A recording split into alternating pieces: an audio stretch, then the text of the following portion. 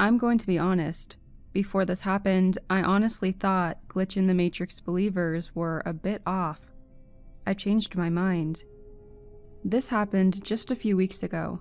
I was drinking my morning coffee like I do every morning, when I looked up and saw something that freaked me out so bad. I told my husband and kids, and I've seen UFOs and ghosts. Anyway, I look up, and a chunk of one of my walls that's part of the alcove leading to my bedroom is a freaking computer screen. We're talking like Star Trek meets Independence Day. I silently lost my stuff. I looked down briefly to grab my phone to take a photo of it, but then it was gone and back to a normal wall.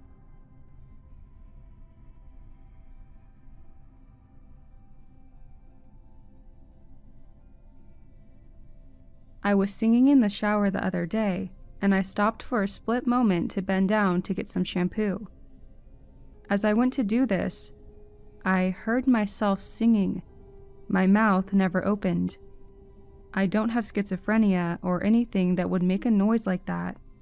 It was the same song, my voice, but I wasn't singing.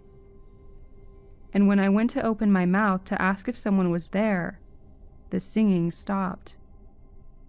I also wasn't listening to any music, so it couldn't have been any other voices. I sing a cappella in the shower.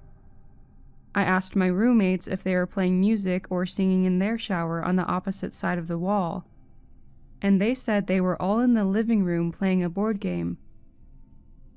The voice was clear, as if it were coming from my own mouth. The shower that I shower in has pretty harsh water pressure, so it's crazy loud. I can't think of how this could have happened, and it's been plaguing my mind a lot. I don't drink often, and I wasn't under the influence when this happened. I've never done drugs. I'm terrified and unsure as to what happened. I have no logical explanation for it. I am floored. Nothing like this has ever happened before.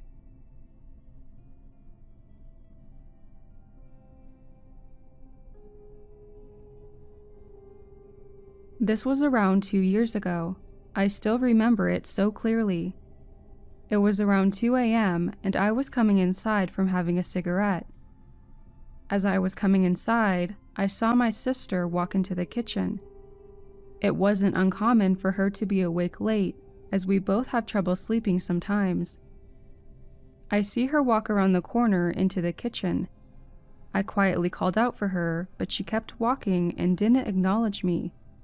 I assumed she just didn't hear me.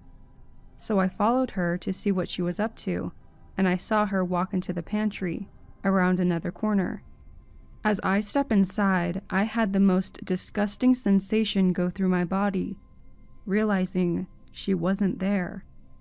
Nowhere to be found, even though I know exactly what I saw, or so I thought. I quickly walked to her room to see if, well, maybe I was crazy. I opened her door, and to my absolute surprise, she was sound asleep, snoring.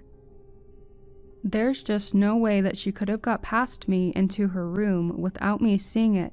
It just couldn't have happened.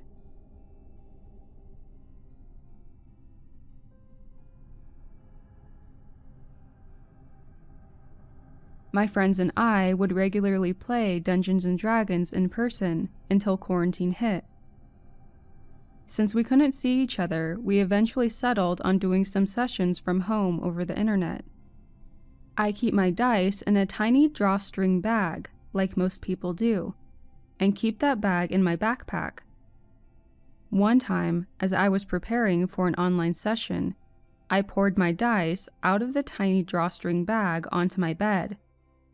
I counted 6 dice instead of the 7 that there should have been.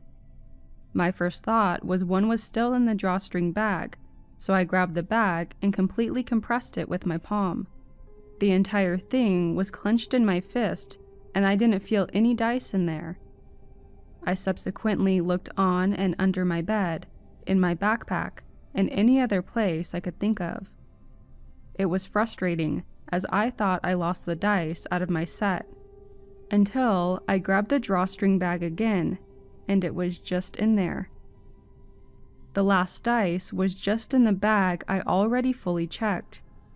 I cannot stress enough that I compressed and flattened the entire drawstring bag in my hand and didn't feel anything. It really baffled me, and none of my friends believed me.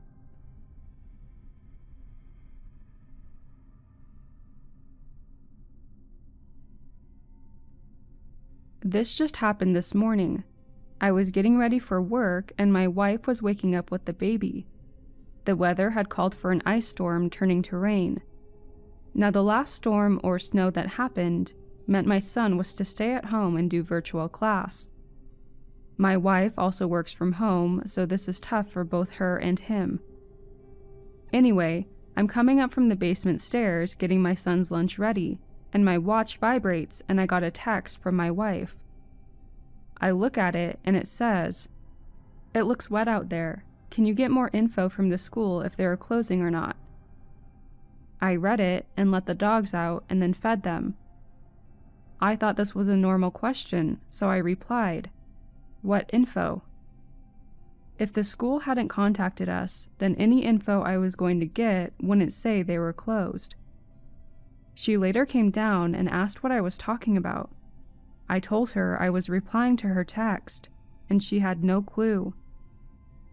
I searched all my texts and looked up the wording that she had used, but nothing. She's laughing, but damn, I even replied to her question with no evidence of her text. Not on my watch, not on my phone, not in her mind. Weird. Something is glitchy here.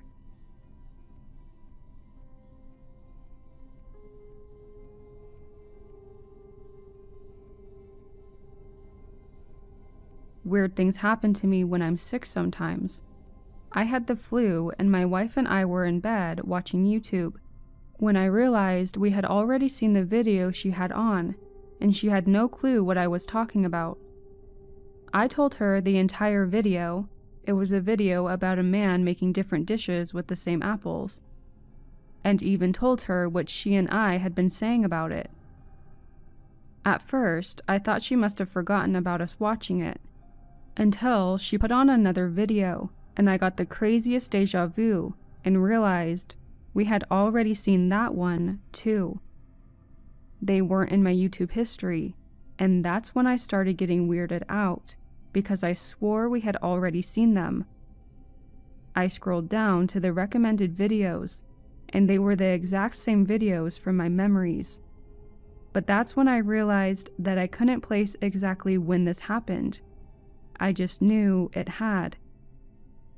It felt like I was in a simulation or something, and was replaying a scene, but it was going differently this time because I was changing my reactions.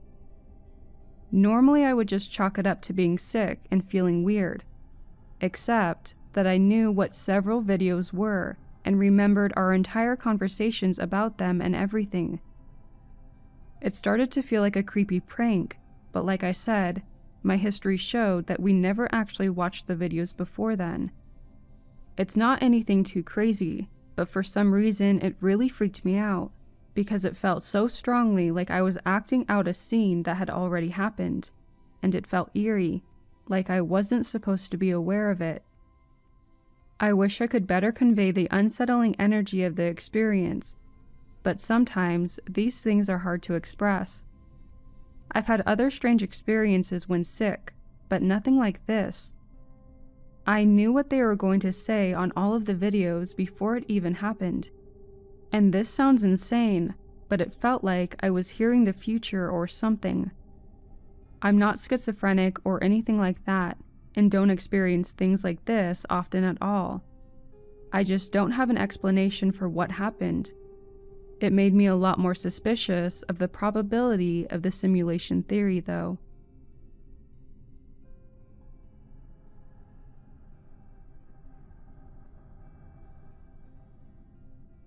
This happened a few days ago.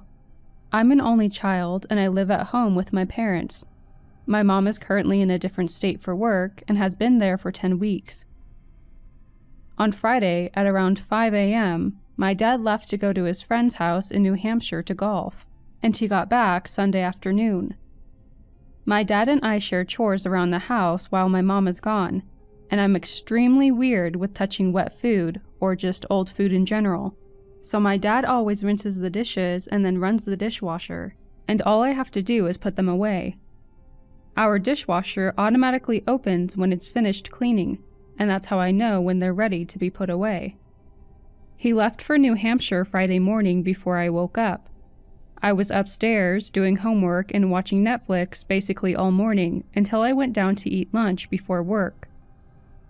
I made myself one of those microwave mac and cheese cup things, and went into the silverware drawer to get a fork, and noticed there was barely any in there. We have big forks and little forks, and I prefer the big ones, but there was only little ones in there. I looked in the dishwasher, which was closed, meaning it was empty. But I checked just in case it was closed by accident. There was nothing in there. I remember being super confused, because the sink was empty and so was the dishwasher, so I had no clue where all of the dishes and silverware were. I decided to just ask my dad later when he called in to check on me, as he always does when he's away, and just grabbed one of the forks from the drawer and ate my mac and cheese. After I got home from work, I made myself some pasta for dinner. Don't flame me for only eating pasta all day. I'm lazy, okay? When I finished, I walked over to the drawer and I got annoyed when I remembered there were only little forks in there. I turned around to grab my phone to call my dad and ask him where everything was, since he hadn't called yet. And when I did, the dishwasher caught my eye. It was open. I looked inside, and it was full of clean dishes. There were all of my big forks, all of the dishes I had used recently, everything. I was terrified. I don't know why it scared me so bad, but it did. I grabbed my pasta, my phone, and a fork as fast as I could out of the dishwasher and bolted up the stairs to my room. I immediately called my dad and told him what happened, and asked him when he did the dishes last. He said he did them the morning before he left for New Hampshire. I asked if he had come home at all. He said no. I am literally 100% positive that the dishwasher was empty when I made the mac and cheese earlier that day.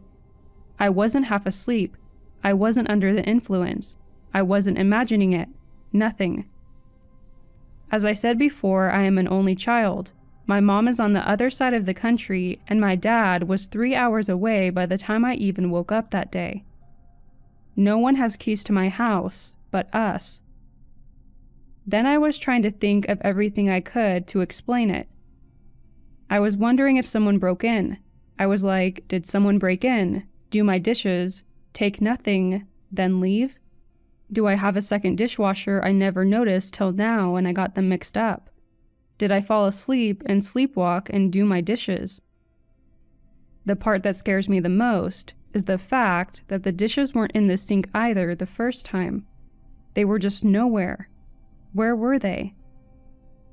I know this is a super long and detailed story about some forks, but I'm still terrified. I don't know what to think about this.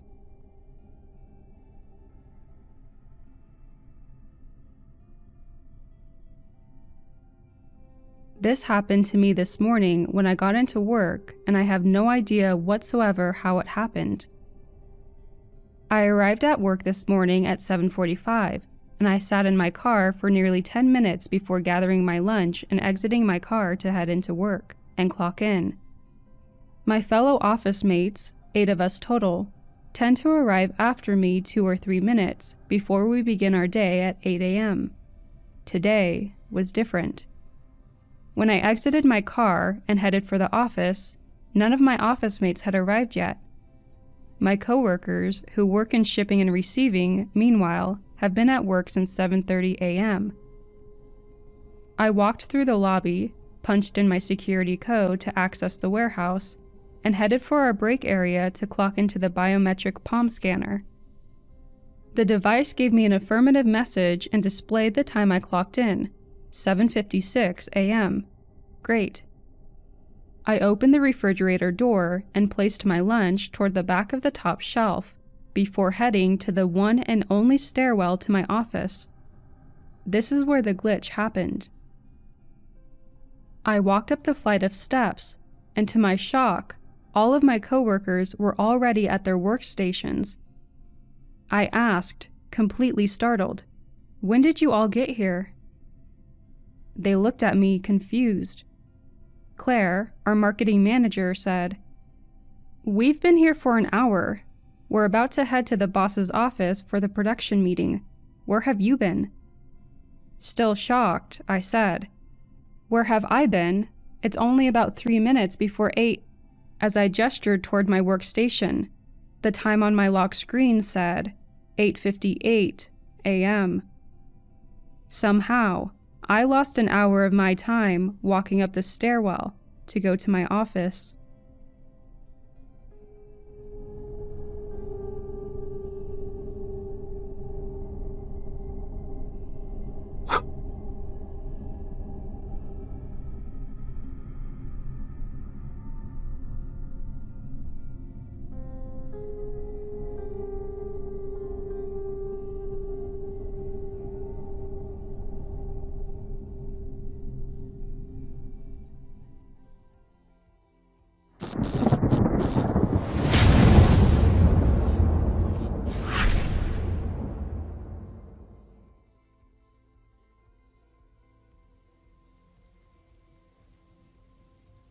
My family has always had these strange encounters with skinwalkers for as long as I can remember, but this one is the most chilling. A little context beforehand. This story involves my mother's cousin, who lived not far from us. This story is told from different family members: herself, her son, and my aunt. My mother's cousin had always been an outgoing person, always meeting people. She was practically the life of any party. She had been in a very long relationship with her 2 kids' father for years, and when that ended, she became a single mother for years. Meeting someone new was not her top priority, but after being single for a while, she had met someone. She had fallen head over heels in love with him, and so did her kids. He was not a bad guy, and he did truly care for her and her kids. But after being together for a year, they both began being plagued by a skinwalker. Things started out small, like small taps on the windows, to hearing whispers outside their bedroom window. But with each visit, things got worse. One of the first encounters that happened, they had been asleep when her boyfriend had awoken in the middle of the night and needed to use the restroom. On the reservation, indoor plumbing and running water was still non-existent, so he had to do his business outside in the outhouse. He explained that he was then hit with a strong smell of decay and death. Wondering what that smell was and not really wanting to find out, he quickly finished and made a quick dash back to the house. As he neared the back door, he made one last look towards the outhouse. He said that he really wished he hadn't done this. Next to the outhouse stood a black figure. It was gaunt and rail thin. As he stared at it, he said it hunched over and stood on all fours like a dog. Thinking it was his eyes playing tricks on him, he blew it off and went back to bed. The following day, everything appeared to be normal again, and he never mentioned the encounter to his girlfriend. Weeks went by, and gradually, the skinwalker visits became more intense. The next encounter was more frightening. My mother's cousin had explained that they were all outside the house enjoying the night. They had been smoking cigarettes and talking. It was getting late, and she decided that she was going to bed. Her boyfriend told her he would be in shortly after, that he wanted to have one more cigarette before bed. As she was getting ready for bed, her boyfriend had come running through the door, pale and visibly shaken. Startled by his appearance, she asked him what was wrong. After he had calmed down, he told her that as he was finishing the last of his cigarette, he heard a scratch on the roof of the house. Thinking it was one of the cats that had gotten stuck up there, he walked a few steps backwards to see if he could see the cat on the roof. Only instead, he saw a black figure sitting on top of the roof, its face painted black and white, and some kind of animal skin on top of its head. Frightened, he ran back inside. Normally, with an encounter, traditional beliefs say that it's best to contact a shaman and have a ceremony done. But because her boyfriend was an outsider, he never believed in our traditional beliefs and refused to take part in any of it. Again, things went on. Whenever she visited family, she appeared in distress and didn't know how to handle the situation. Things again increased in severity. This encounter happened maybe 1 or 2 months after the initial encounter, and was told to us by her eldest son. He said that his mother was out running a quick errand for a family friend, while him, his younger brother, and his mother's boyfriend stayed home. He said that they had just finished watching a movie. Her boyfriend had gone back to their room, while he and his brother went back to their room to play some video games. Maybe 15 minutes had passed when he heard his mother's boyfriend scream. Startled, he quickly got up and ran to their room, her boyfriend quickly running past him and running out the door.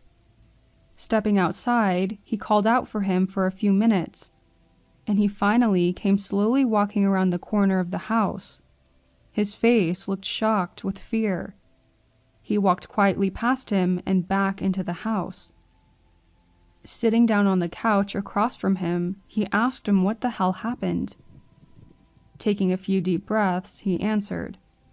He had been sitting on the bed, about to get ready for bed, when he heard whispers and taps on the window behind him. Thinking it was his stepson or the youngest brother playing a joke on him, he quickly got up and pulled the shade apart, coming face to face with a skinwalker. He locked eyes with it and described it again with its face being painted, wearing an animal pelt on top of its head, and its eyes glowed an unnatural color. Frightened, he asked him where he and his younger brother were at, and they said in his room playing video games. Growing concerned, her son finally asked his mother to please speak to his grandma about the encounter. Not really sure what to do, she finally relented and went against her boyfriend's wishes and sought spiritual help from a shaman. Afterwards, things seemed to get better and the encounter stopped, and everything seemed to get back on track for them. But skip ahead several months later. That's when the most terrifying incident happened.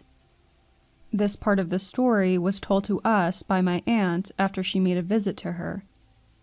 After my mother's cousin had visited the shaman, things seemed to get better, and they had not experienced anything from the skinwalker for some time.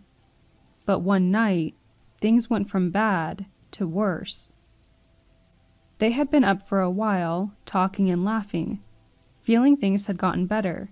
She had decided it was time for bed, but her boyfriend wanted to finish up the last of his cigarette. Unbeknownst to her, something was happening outside as she lay in her bed. Her boyfriend had finally come back inside and had gotten in bed. They had both been asleep for a few hours. She was then awoken with her boyfriend on top of her, strangling her. Terrified, she screamed. Her 2 kids had come in, only to see him still choking and punching her. Quickly, her 2 boys pushed him off her. She grabbed her kids and ran to the door. Turning back, they said that they saw him kneeling on the floor in a daze and wondering what was going on.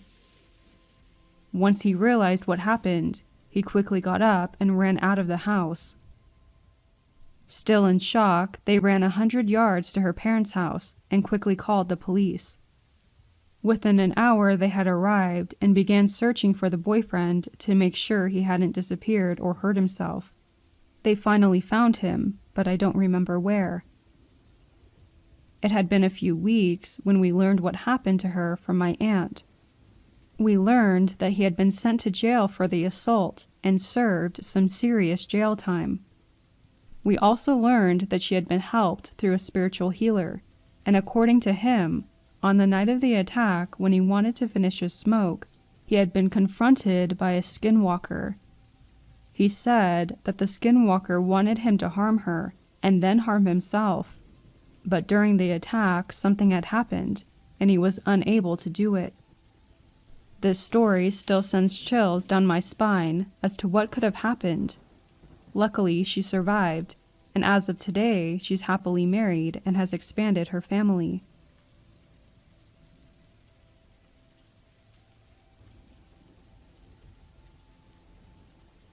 I believe I saw what a lot of people call a not deer last fall. I figured this as good as a place as any to post, since I see the term not deer tied in with skinwalkers and other similar creatures pretty often. There isn't a lot to this story, but it stuck with me, and every time I think about it, I feel really uneasy. I live in Colorado, in a mountain town south of Denver. I live off a winding back road through a valley. One side of the road is right against a rock, steep like a wall in some places and more sloping in others, and the other side kind of drops off into the valley.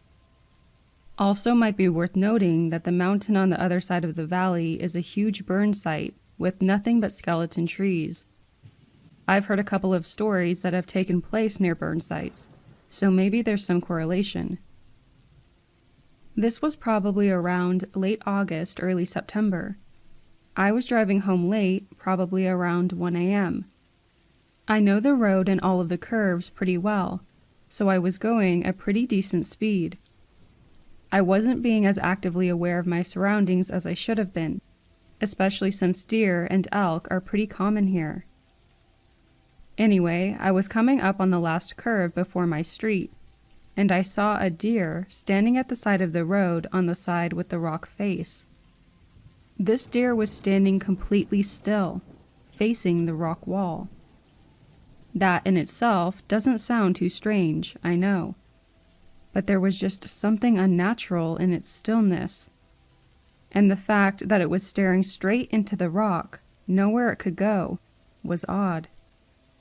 But what has stuck with me is the feeling I immediately got upon seeing it.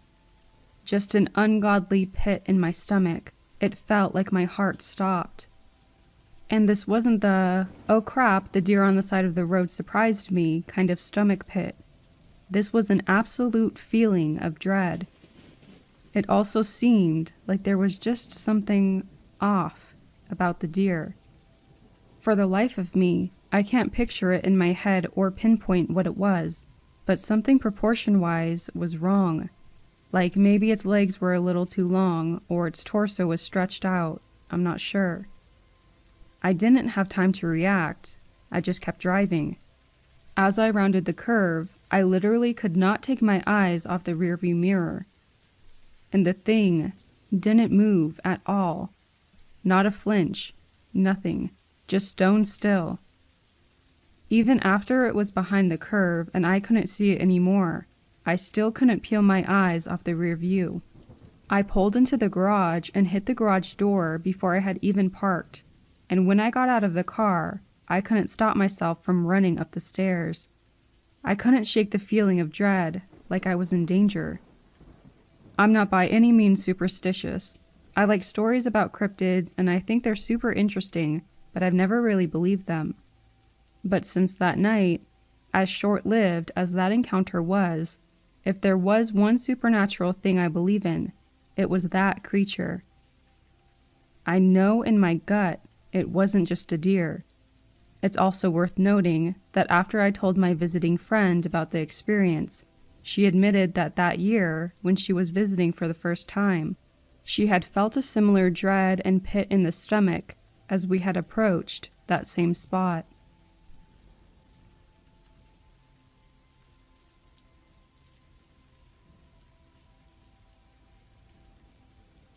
My aunt worked for a public service company in our small town in New Mexico that helped people that were in the streets who were homeless or in need of a place to stay.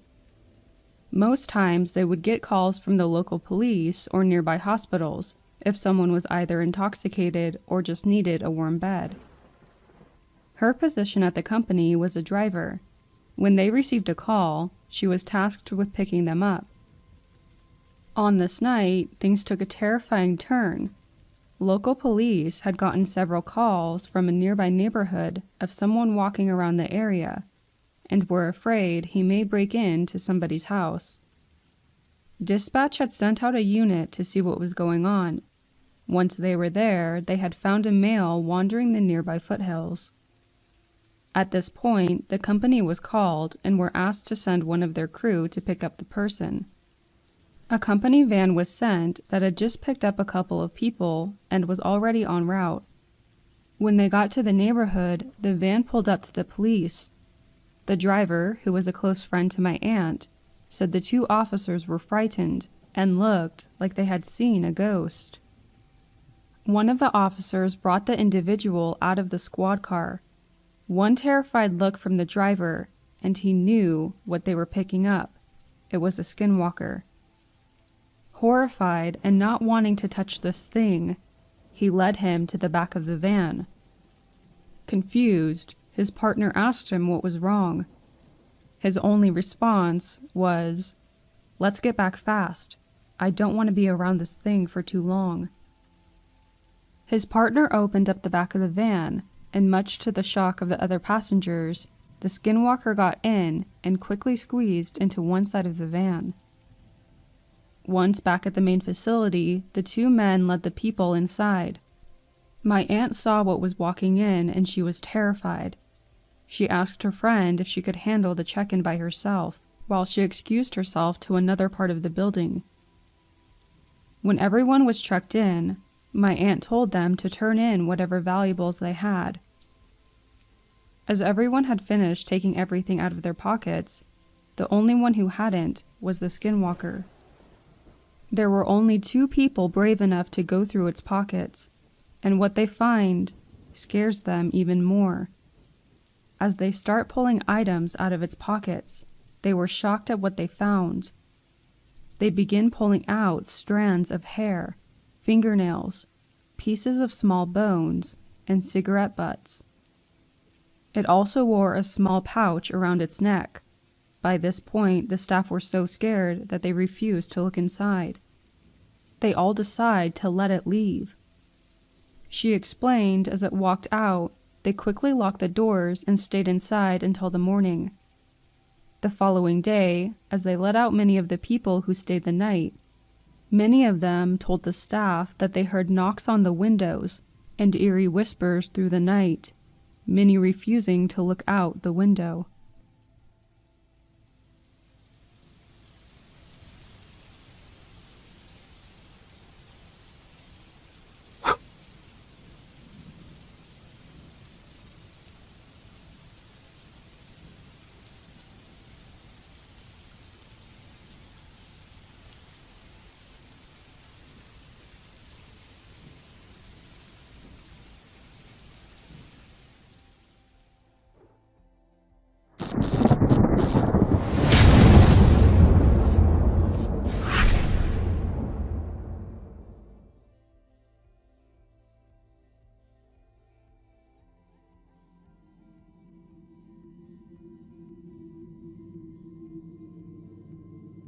Me and my mother used to live in this fairly big apartment.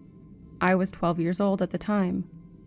From the day we moved in, I noticed something was off about the house. All of our plants started dying. Our dogs would frequently bark at nothing, which they never did before, and just in general, this uneasy feeling, like you were being watched or weren't safe. We tried to shrug it off as we had a very tough time finding a place to live, and it was a beautiful apartment. I would often be home alone, as my mom is a single mother and worked a lot growing up to provide for us. I would never stay upstairs when I was alone, even though my room was there. I was utterly petrified to be there alone and had this feeling that something could happen to me. Whenever I would try to sleep, I felt as if something were watching me through my window. One day, I was vacuuming the house while I was alone.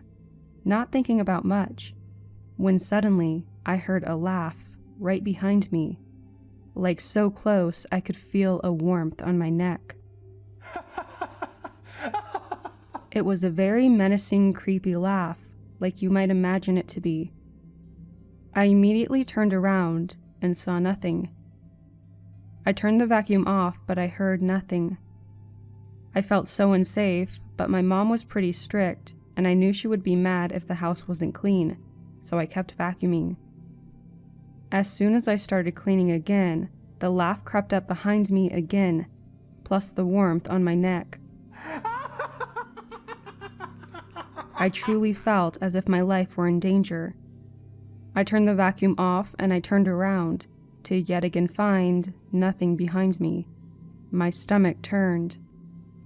I started crying and ran to the kitchen to get a knife to defend myself. I ended up staying crouched behind the counters, crying until my mom got home. I don't know how long that was, but it felt like forever. We ended up moving shortly after because of several issues we were having. We were never happy in that apartment. It was just an awful energy. One of my mom's close friends is a psychic, and I've known her since I was very little. We hadn't told her anything that we felt in that place. On the day that we were moving, she came to help us clean up the place. The first thing she said when she walked into the apartment was, "A man died in here. He hung himself upstairs."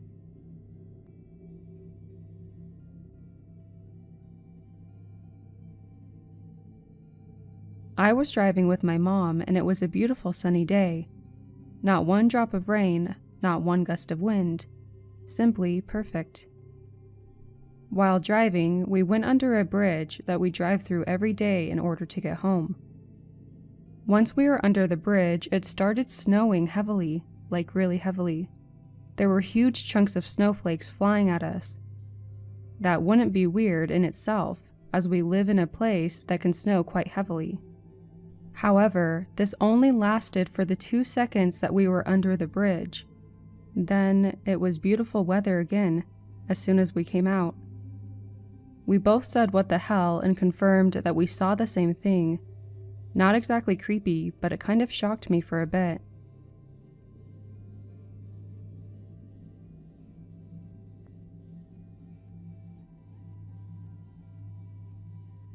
When I was around 13 or 14 years old, I had a dream that me and my mom were in Holland in a hotel to see my stepdad's daughter. When they were checking into the hotel, I saw my mom, but in the dream, I couldn't see my stepdad John. From the back, it looked like him, but when he turned around, it was someone else, and that's when I woke up. A couple of weeks later, my mom and stepdad John went to Holland to see his 2 daughters. So we checked into the hotel. Bear in mind, I told no one about the dream, because I didn't want people to think I was crazy. We were checking into the hotel, and where I was standing, I saw everyone, and everyone was the same from my dream. I thought I saw John, my stepdad, but it wasn't him. And when the guy turned around, it was the same man from my dream. I got the biggest chills up and down my body. It has to be the weirdest and most surreal feeling of my life. And that's how my dream turned into reality.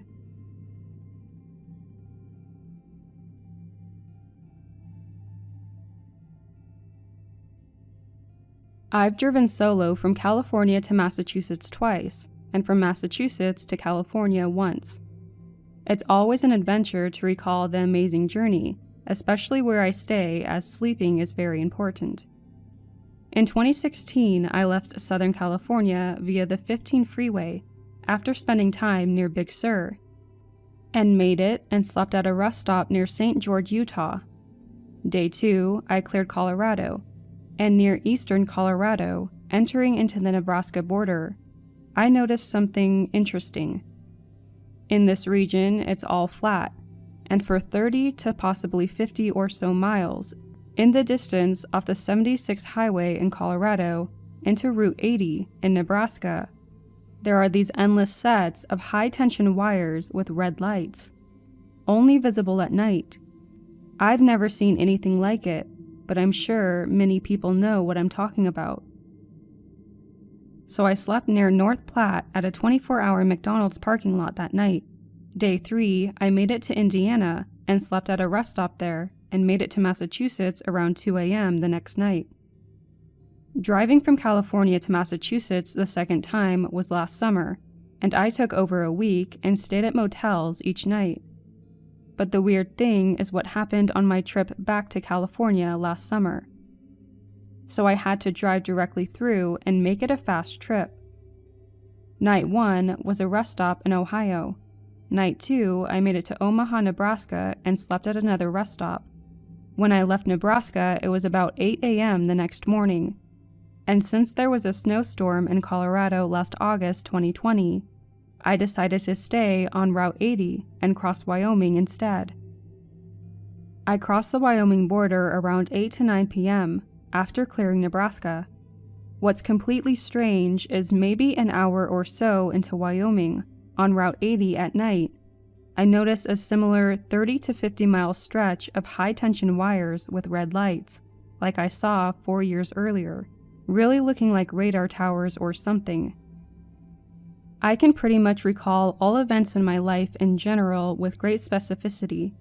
However, I can't explain this night, because the only thing I recall is driving west, noticing these strange, endless towers for maybe half an hour, and thinking how I've seen them before. But my next conscious memory is it being 8 a.m. the next morning, and me driving into the Salt Lake City area. I totally lost the night. It was just as if I was driving, looking at these towers and lights, and in the blink of an eye, it's the next morning and I'm driving in Utah in daylight. I didn't notice this glitch at the time. I didn't sleep at all in Wyoming or Utah, as I would recall the exact lot and surroundings of my sleeping area. A time glitch of some kind is the only thing I can think of, and maybe these weird towers have something to do with it.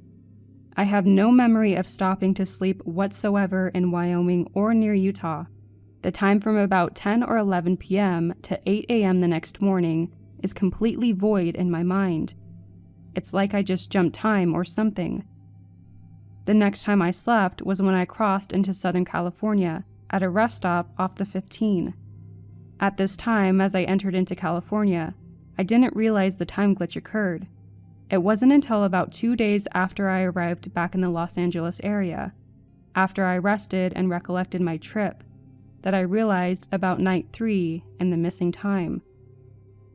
The other weird thing is I rarely pulled all-nighters anymore, so even if I did on night 3, I would clearly know that, and known at the time, especially driving across the country.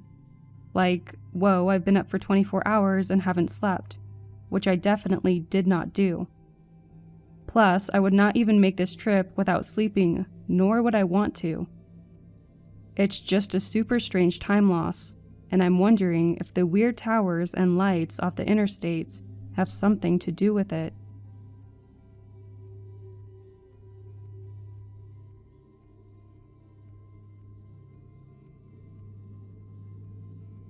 I didn't live with my parents for a few years as a kid, and when I moved back in with them, they were living in this beautiful stone house, tucked into a little pocket of trees, hidden from the main roads and isolated from traffic noise. We called it the Rock House, and it was the first place my parents really wanted to settle down at, and they would talk a lot about how much they loved it and wanted to grow old there. Before I even moved in, though, the garage had collapsed and kept slowly collapsing over time. But it was an old house. We didn't really need the garage, and we didn't have much money at the time, so they weren't too pressed about it, and we were just planning to rebuild it later. Now, there was one immediate thing about this house. It had a huge cellar with a trap door on the back porch that you couldn't pay me millions to go into.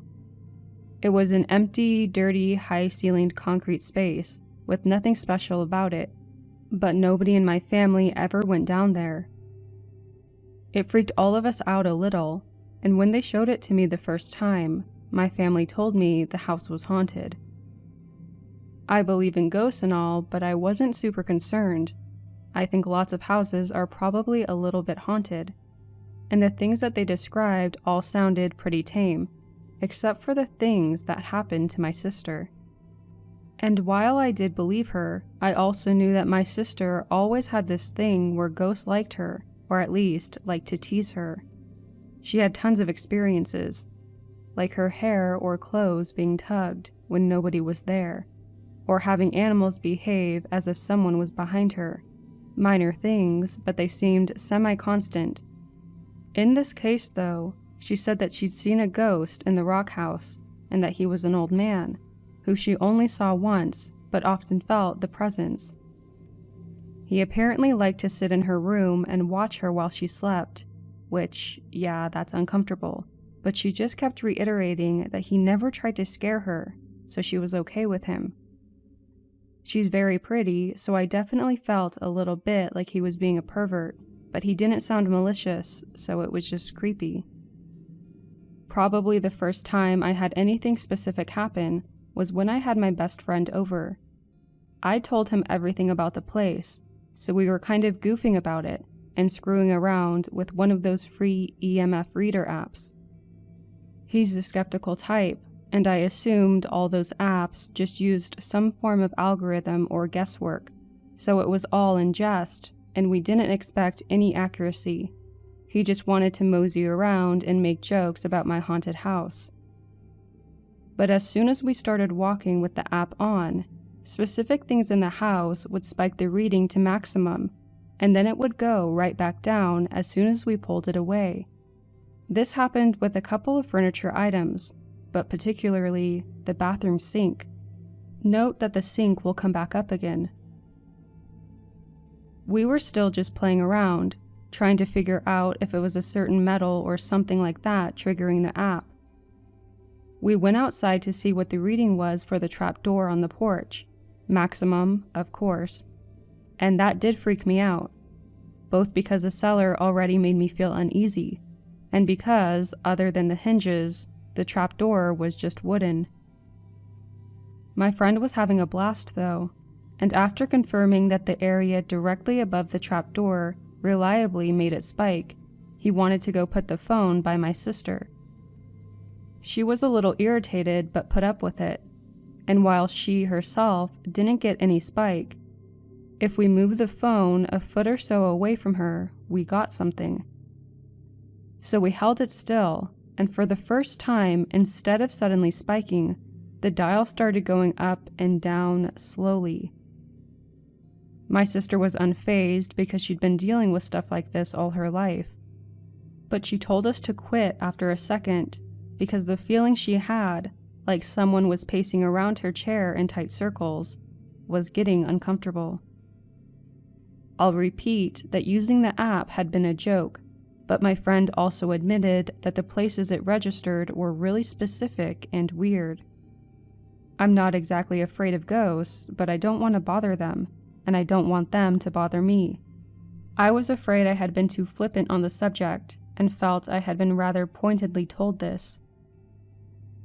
There were also weird incidents with my family member who stayed with us, claiming that she saw other members of the house doing really disturbing things they shouldn't do.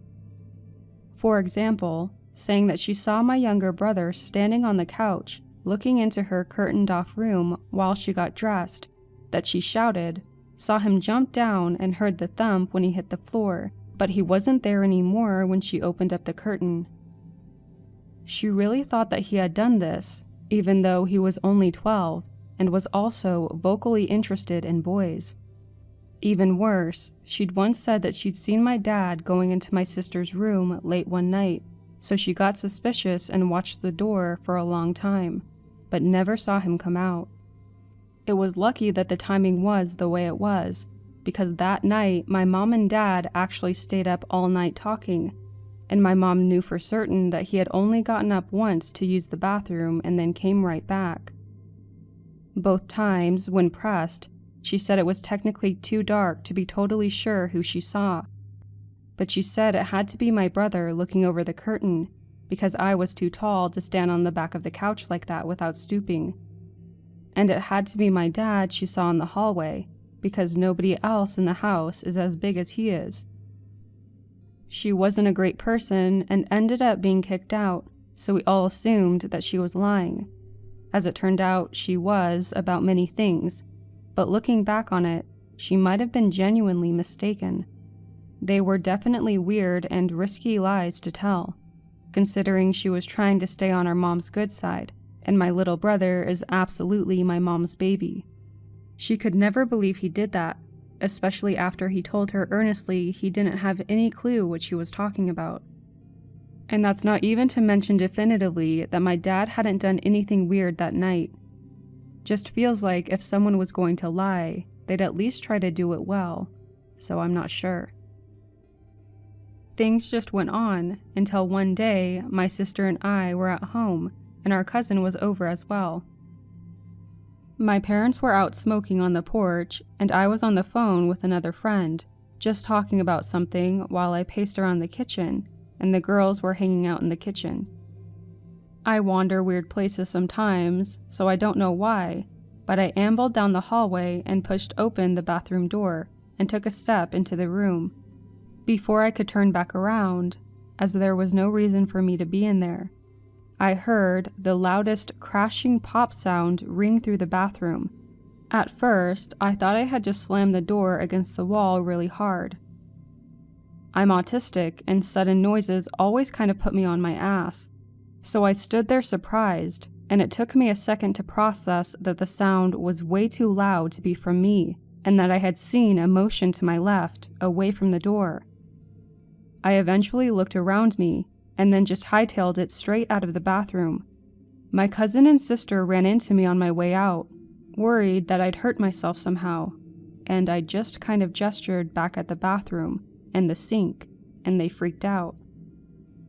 The sink we had was one of those cheapish white ones with the tall pillar base, and the basin hooked onto the wall above it.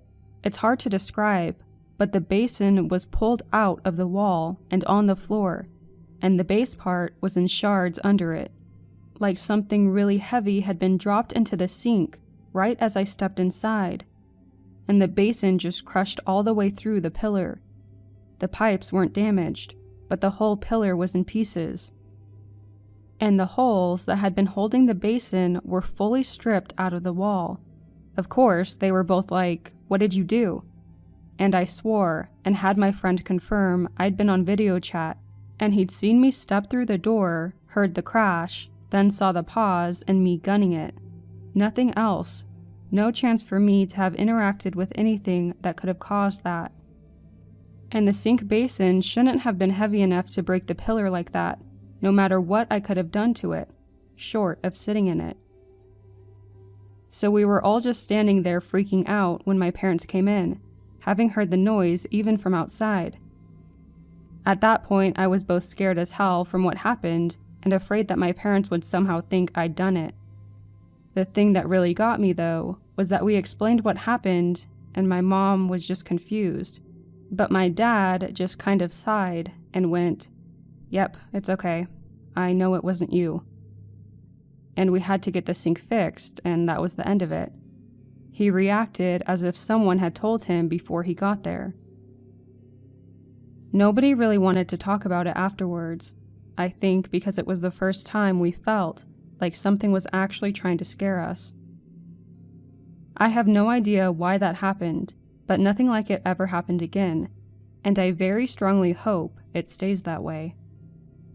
But really, unfortunately, the garage was a warning sign, and the house kept collapsing. This was unrelated to the sink, by the way. There's no way structural degradation could have caused that. We had professionals come look at the place, and they confirmed that the foundation wasn't solid, and that we had to move out, because there wasn't any way to fix it, and staying there was dangerous.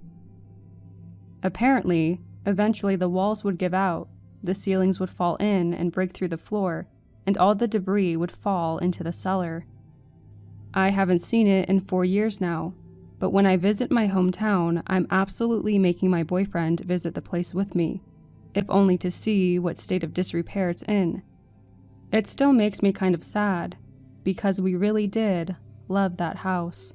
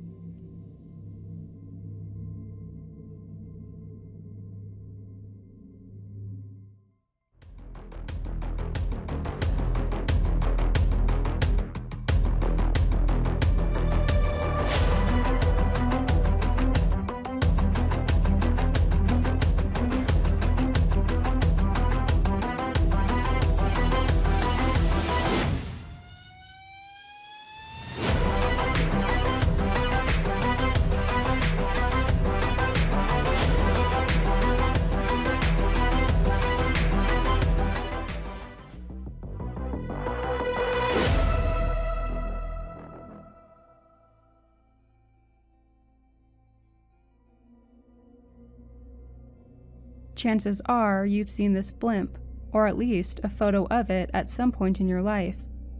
But you are probably unaware that this very aircraft involves one of the most bizarre mysteries.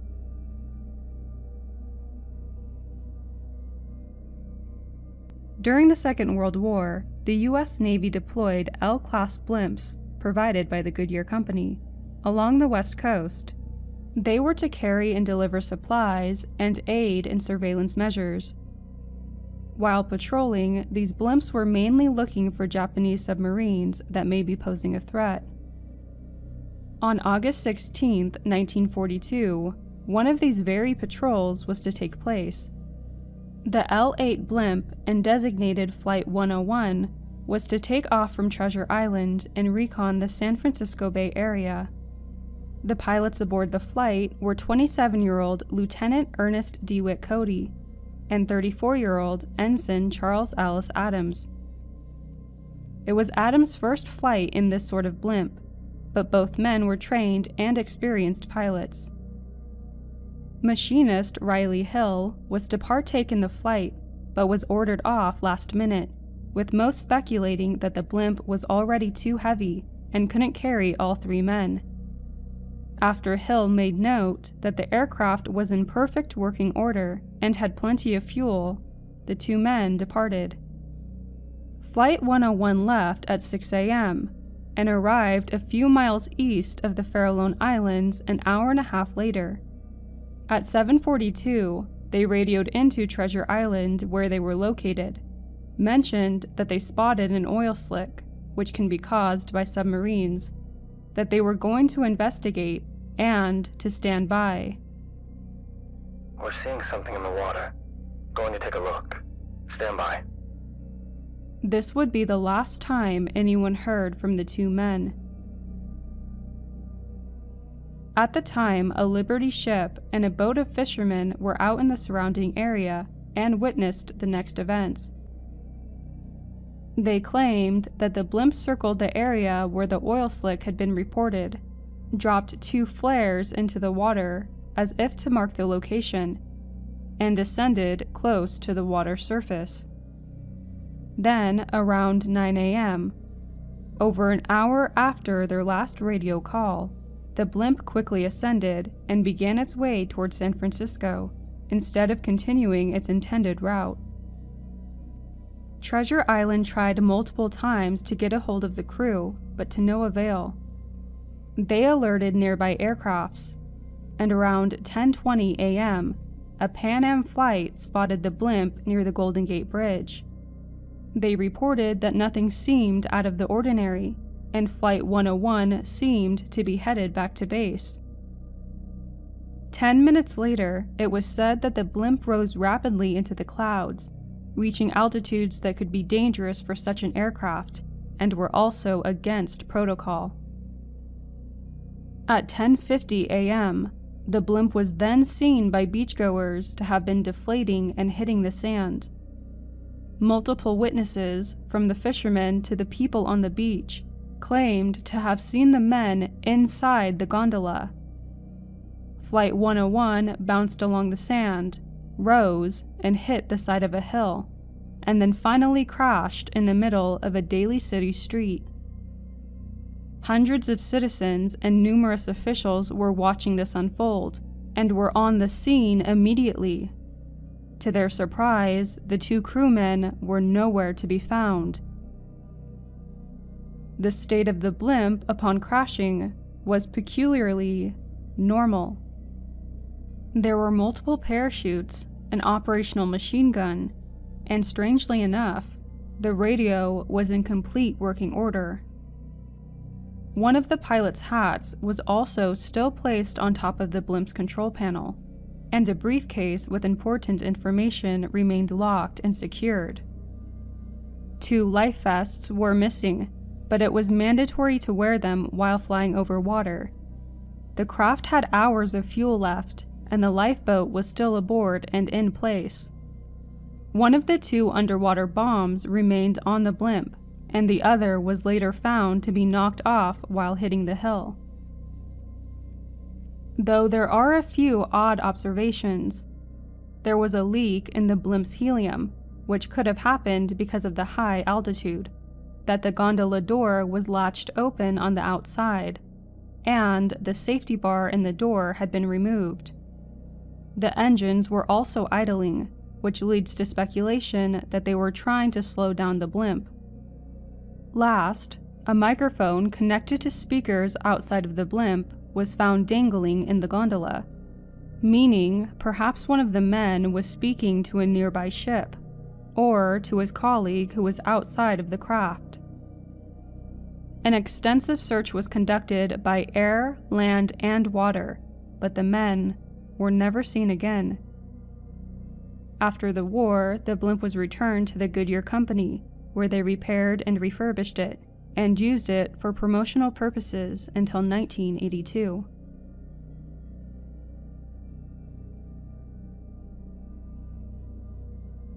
There are many theories as to what happened to Cody and Adams. One of the most logical explanations is that there was a malfunction that needed to be fixed on the outside of the craft. One man climbed out of the gondola to fix it, then fell, and when the other man tried to help, he also fell. As convincing as it may seem, it also discredits the multiple eyewitness reports of seeing the men in the gondola throughout the flight. The fishermen claimed to have been close enough to see the crew members' hair color, and they watched as they left the scene and headed back to shore.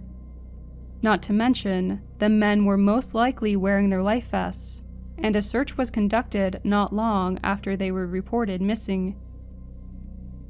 Some people gravitate toward the notion that there was a Japanese submarine, and, somehow, they were able to apprehend the two men.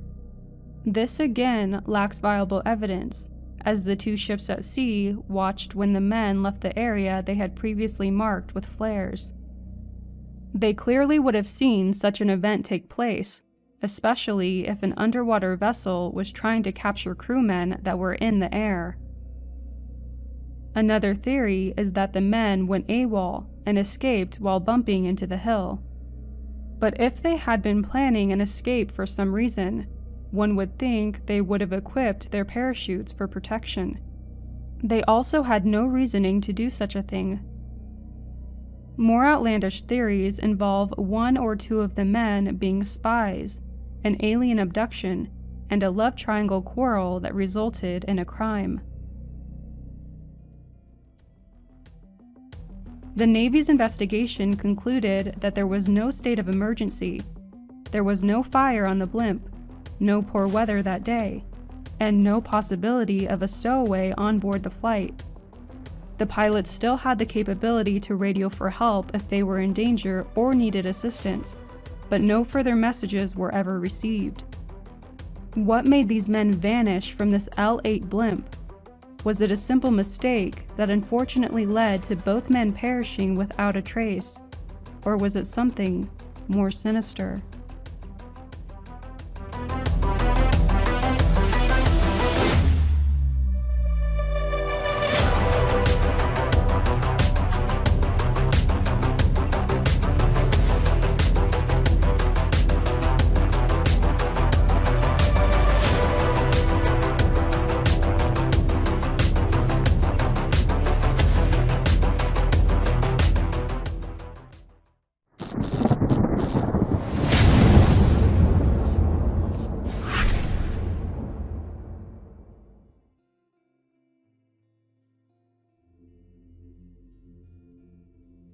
The following story happened yesterday while I was sleeping over at a friend's place where we'd share one bed. I suddenly awoke in the middle of the night, and there was a face with huge black eyes right in front of mine. It definitely didn't look human, and it didn't show any expression. It also seemed to look at me, but at the same time, past me. It's kind of hard to describe. Because it was extremely dark, I tried to rationalize that what I was seeing must have been my friend's cat. I thought the huge eyes were simply the cat's face being too close to mine. Because I wanted to move away from the face, I started to stroke it, just like I would do a cat, and said, "Fiora," which is the name of my friend's cat. I could feel my hand touching it, but instead of fur, it felt like I was touching a person's skin. That's when I started to realize that something wasn't right. My friend, who tends to wake up from the slightest bit of noise, and who thankfully happened to be awake at the same moment, replied, "Fiora isn't here." The thing's face moved away from mine, and I realized that the eyes remained big. I sat up abruptly and became scared as I noticed it wasn't my friend's cat. I then saw it move behind my friend's head and on top of her pillow. I told her to look at her pillow, still hoping that my mind is playing tricks on me and that it was just the cat. My friend sat up, stared at her pillow. I can still see that thing sitting there, but she didn't see anything. I started to panic and asked her to quickly switch on the light, but that's when the thing disappeared. I insisted that we looked around the room. The doors and windows were closed, so nothing could have entered or left the room, but I firmly wanted to hold on to the belief that it must have been the cat. We obviously found nothing, and my friend began to worry as I was panicking at that point. I tried to process what happened, and was so confused by the fact that I was stroking something moments ago. Sleep paralysis usually means being unable to move and feeling the sensation of being touched or having some weight on top of you. But this time, it was the opposite.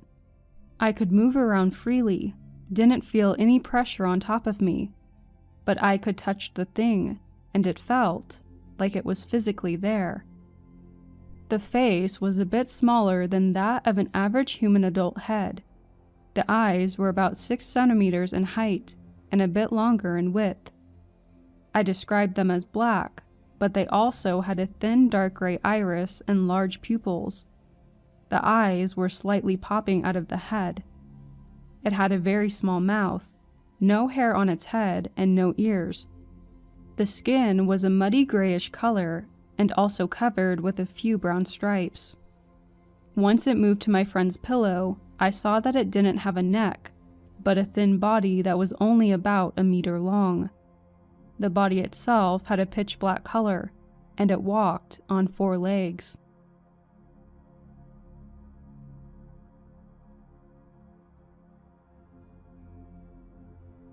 My family would often move due to my dad's job. We lived in around 9 different states, sometimes moving houses within them. When I was 6, we had moved to Wisconsin in an older Victorian home. In the first year, I had fallen asleep with my mom in the living room. I had woken up at about 1 a.m., and I had seen that about 20 feet away on the bottom of the stairs was a woman. She stood about 6 feet tall and had long black hair and wore a black and white striped dress that covered her feet. Her face was not visible. I panicked but couldn't move. It took about 5 minutes of me squeezing my eyes shut to fall back asleep. I would wake up with small bruises on my arms and legs, but thought nothing of it. This same thing happened nearly 2 years later, before we moved. However, I was asleep in my bedroom, and I saw her in the hallway, still not moving. I woke up that time with bits of my hair cut around my head. I remember thinking it was my sister until she denied doing so, causing huge upset with the family about her abusing me, which wasn't true at all. Now, we had moved to Kansas in a rather nice Tudor-style home. My parents liked older homes. If it was older than 80, we had to live there. I was nearly 11 when I, once again, fell asleep on the couch with my mom. The house was smaller, so the living room was a bit cozier, with a fireplace and stairs on one side, with the den on the other, maybe 10 feet. I opened my eyes, and again, she was at the bottom of the stairs, slightly illuminated by the streetlight outside. The next morning I woke with a migraine, the one and only one I've ever had. It was only me, 2 of my sisters, and my parents at the time. Then, 5 years later, we moved to Florida in a rather new home, which was odd for my parents. Just one sister with us this time. Within the first month, she appeared again. I still couldn't move or speak. All I could do was stare. She was in the doorway, maybe 6 feet away, just watching me, wearing that same dress.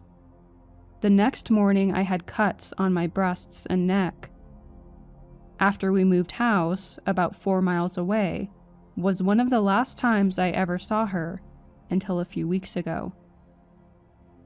She was at the foot of my bed, her face still covered, but I could almost see her breathing. I woke up untouched, but came down with a nasty stomach bug later that day. The last time I saw her, my parents and I moved back into my childhood home in Michigan. It was my grandparents before they left. I had a room in the basement and was rather happy with the setup. It wasn't until exactly 1 year after I moved in that I experienced her. This time I refused to open my eyes, tired of being afraid. But I could hear her. She was right next to me, breathing in my ear.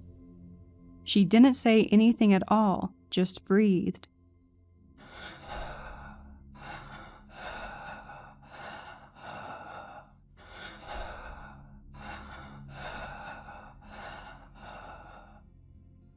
The next morning, I was unable to eat due to a nasty sore throat. See, I would assume that this was just some sleep paralysis demon or an overactive imagination. However, I still can't shake the feeling that something was, or is, here. I still get random bruises on my leg. I take iron supplements, otherwise I'm very healthy. And I randomly feel nauseous when I'm alone or before bed. It's something I've gotten used to, but I always get a creepy feeling on my neck when I'm alone.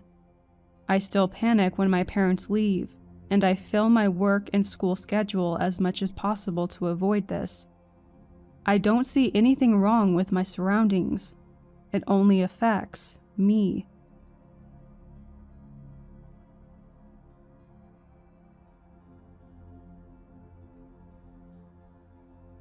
I've had random spouts of sleep paralysis throughout my young life, mainly after a weekend of partying and not sleeping.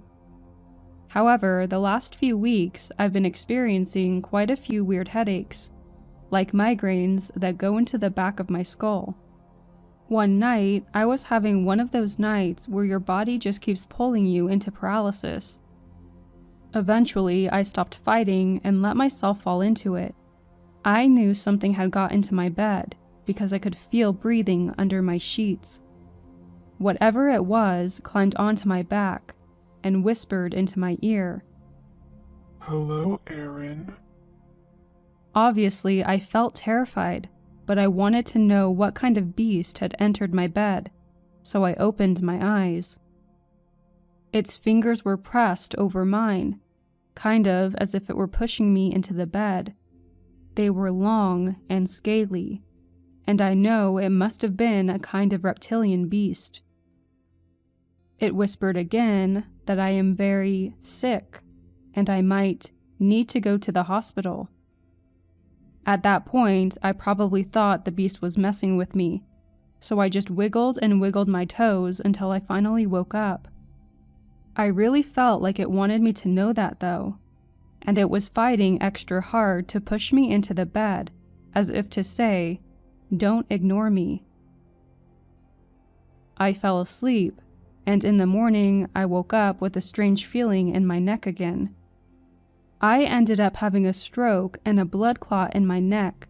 I'm only 24, so it was completely out of the blue, with no previous health problems. I've been in a hospital for about a week and recovering well.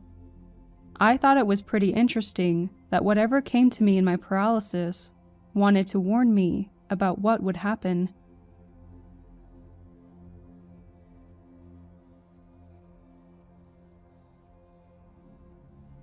For context, the first time I ever had sleep paralysis I didn't know what it was, so I thought I was being possessed by demons. They were episodes where I would wake up lying on my back and felt like my entire back was being sucked into my bed. Like when you drop a rock into a very still lake. Visualize that and turn it into a feeling. And then I would hear the sound of the only thing I can describe as a very old heavy drawbridge coming down, like creaky old wood and chains, if that makes sense. And then, at the same time, I felt as if my body was sinking into my bed at a 45-degree angle. I absolutely thought I was being summoned to hell. Every time I had sleep paralysis, I would fight with myself to try to wake myself up. If I couldn't move my body at all, I would try to manipulate my breathing to try to engage any muscle at all to wake up. I would also never open my eyes, in fear that I'd see a demon in the corner of my room. I was not about to scare myself more than I needed to. After those happened, each time I got sleep paralysis, I started chanting in my head something about angels or God, in hopes that it would stop.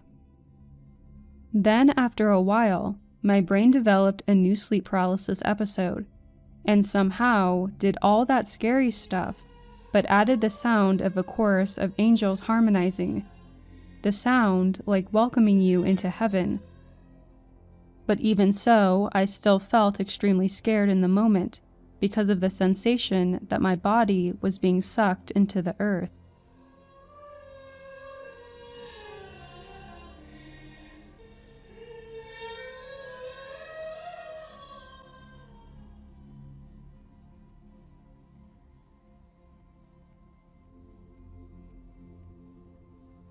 I was staying at my grandparents' a few years ago.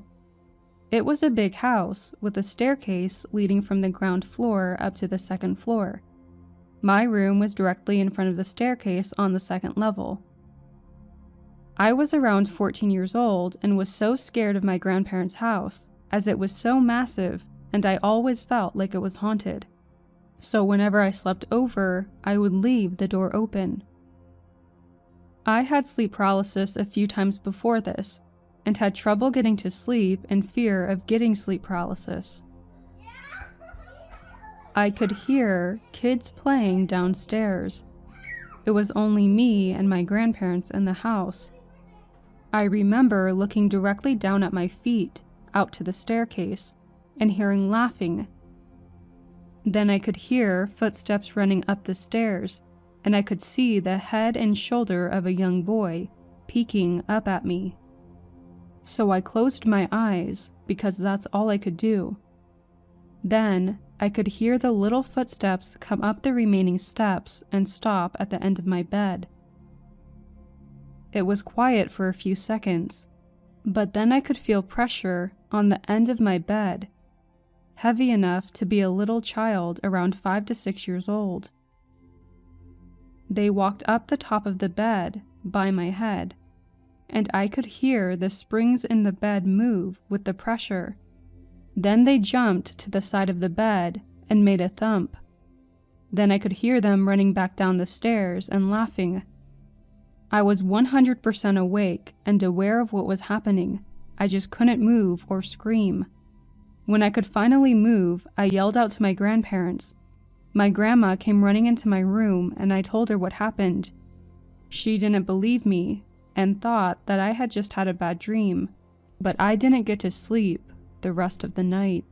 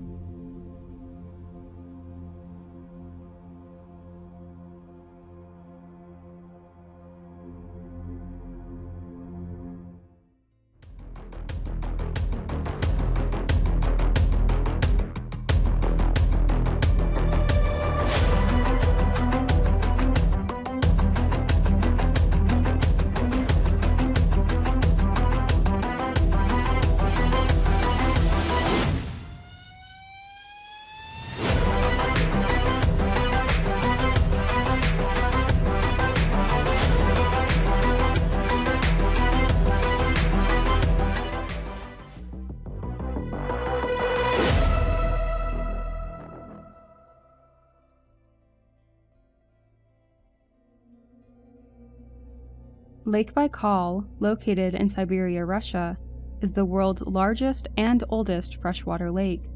It contains 1/5 of our planet's fresh water and is estimated to be 25 to 30 million years old. For reference, it's roughly the same size as the country of Belgium and is also the deepest lake in the world, measuring more than 5,300 feet. It's beautiful and inviting in the warm summer months, but by winter, it can completely freeze over. The area endures massive earthquakes that occasionally cause the framing mountains and the lake itself to shift. Lake Baikal is home to around 1,500 species, of which 80% are estimated to be endemic, meaning you won't find them anywhere else on Earth. However, strange phenomena surrounding the body of water lead some to think there may be more unknown inhabitants.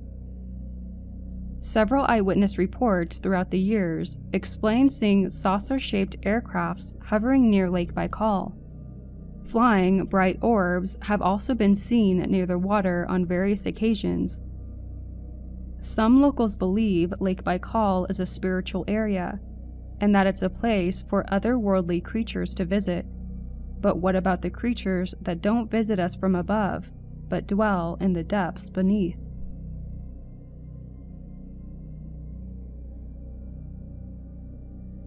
Lake Baikal is well known as a training ground for the Soviet military. In 1982, a group of divers called frogmen were routinely training in the water when suddenly several humanoid figures approached them. These creatures had no scuba equipment, such as air tanks or respirators, which was odd considering they were over 150 feet deep and the water was extremely cold. Instead, they each wore a metallic skin-tight suit and a sphere helmet device concealing their head. The group claims that each being was approximately 10 feet tall. After a few moments of interaction, the creatures swam away. After the encounter, the commander soon ordered his divers to go after the humanoids in order to catch one. 7 frogmen quickly returned to the water and made their descent, this time armed with a large net. Remarkably, they were able to find these creatures again. But as they went in to capture one, an unknown force ejected each diver out of the water with immense speed. Because the frogmen were propelled through the water from a great depth, they did not have time to perform decompression stops. This led to 4 of them getting the bends, and subsequently 3 passing away due to a lack of decompression chambers readily available. The others affected received life-altering disabilities. In March of 2021, researchers deployed an underwater telescope into Lake Baikal to study neutrinos, one of the tiniest elementary particles. Postulated in the 1930s and discovered in the 1950s, neutrinos are still being studied.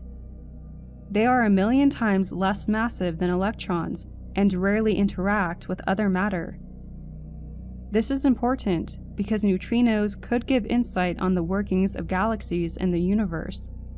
They could provide new information for not only what dwells in the Earth's depths, but also what exists outside of our planet. We will altogether understand the universe. We will reveal its history, how galaxies were born.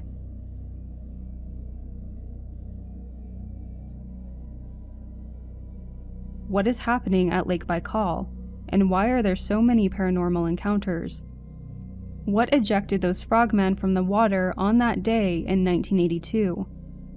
Some theorize that there is an underwater extraterrestrial base in the lake, that aliens have used this location to hide from our view, but settled on our planet. Others believe the humanoid figures to be ancient subaqueous giants that have always lived among us, that this has been their home for millennia, and that we are the intruders. Less than 100 years ago, an elementary particle was discovered and is now being researched with subatomic underwater telescopes. It's undeniable that there are phenomena we have yet to explain, whether that be on our own Earth or in the universe.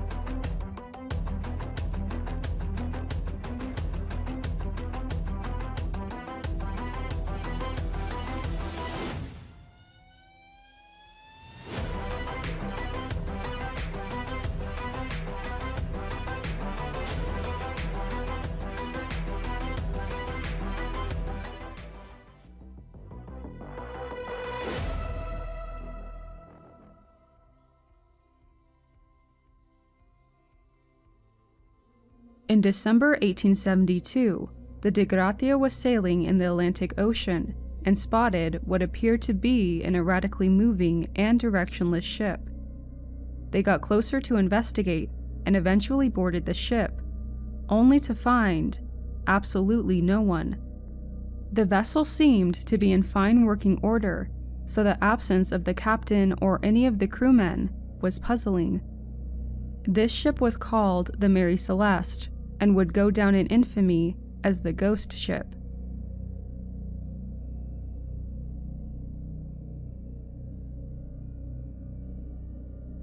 Formerly named the Amazon, this ship was riddled with misfortune from the start, which leads many to believe it was cursed. Its first captain became suddenly ill and died before the first voyage had even been completed. It accidentally crashed into another ship and sunk it, and it was once left abandoned when its crew thought it was sinking, but later recovered and repaired. The ship eventually fell into the hands of Captain Benjamin Spooner Briggs, and in late 1872, it was to travel to Genoa, Italy. On November 7th, the Mary Celeste set sail with over 1,700 barrels of industrial alcohol. Captain Briggs embarked with his 7 crew members, as well as his wife and their 2-year-old daughter. Briggs had decades of experience, but this was his first time transporting the highly flammable and dangerous cargo. Nearly a month later, on December 5th, 1872, the De Gratia spotted the Mary Celeste about 400 miles off of the Portuguese islands of the Azores. Captain Morehouse of the De Gratia ordered his crew to approach and board the ship, only to realize that there was no one to be found. Upon further investigation, Morehouse and his crew couldn't find any signs of threats or any signs of emergency, which might cause 10 people to make an escape. Everything seemed to be in good order. The vessel wasn't damaged or sinking. There was a 6-month supply of food and water. All of the crew's belongings were still aboard, and most of the cargo was intact and secure. The last logged entry made by Briggs stated that on November 27th at 5 a.m., the weather had finally calmed. As the previous night, the ship encountered rough seas. There seemed to be no sense of worry or concern from the captain in the last entry. The final log also indicates that at the time that Morehouse found the Mary Celeste, the crew had already been missing for around a week. There were a few things awry, though. One of the 2 water pumps was not working, and the only lifeboat was gone. There was also a rope that had been tethered to the back of the ship, leading to speculation that the lifeboat could have been attached to it at some point.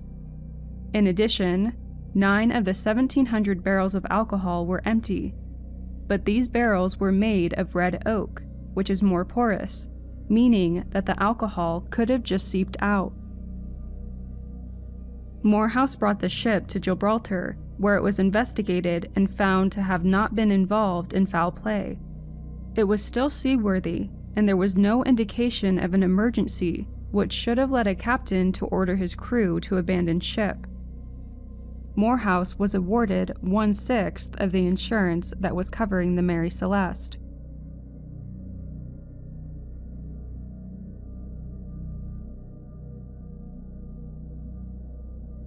Throughout the years, many people have had theories as to what actually happened to the crew of the Mary Celeste.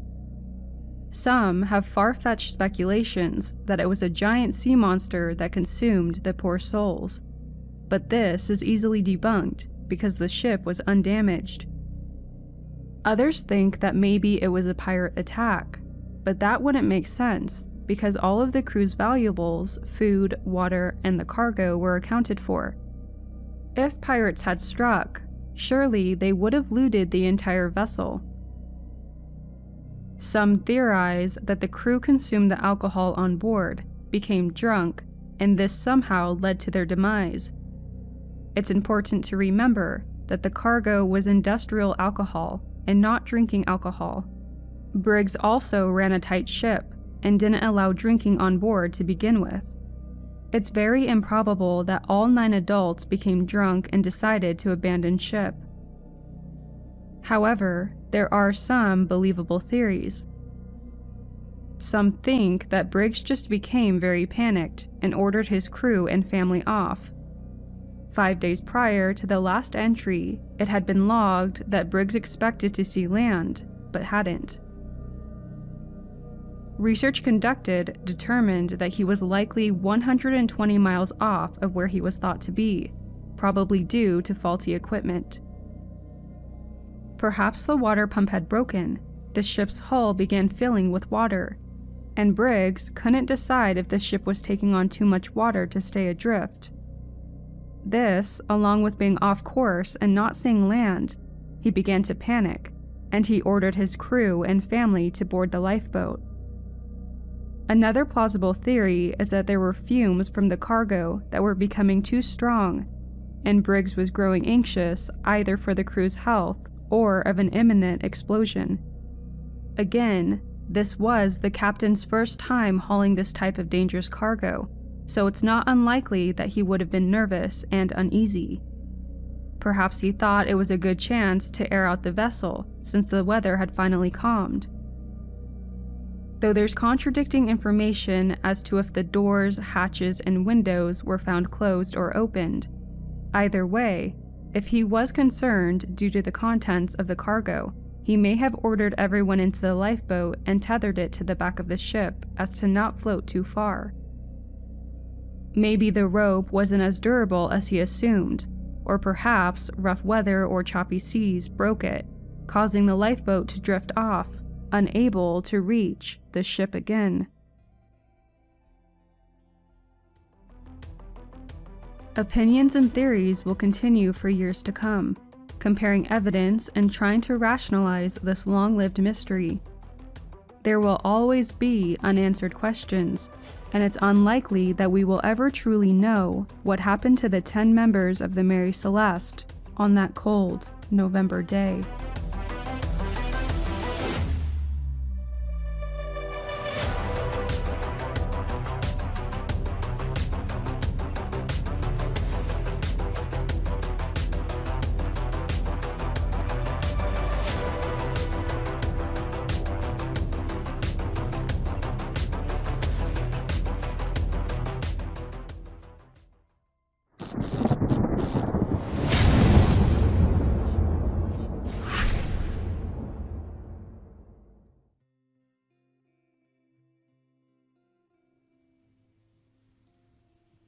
Back in 2015, my brother worked for a security guard hiring place.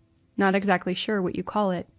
Basically, he'd call and they'd station him in some place or another that needed it. So this particular time, my brother got hired by the local cemetery. They'd had issues with kids sneaking in at night and messing things up, and at one point, they even broke a couple graves. Anyway, His job was just to drive around the cemetery and make sure no one was messing around. This area was pretty rural and at the time had a pretty bad stray dog problem. Dogs would get lost or people would drop them off and they would form packs and roam the countryside. On this particular night, my brother was in the cemetery and noticed a pretty big pack of dogs, about 8 or so, just wandering around and playing.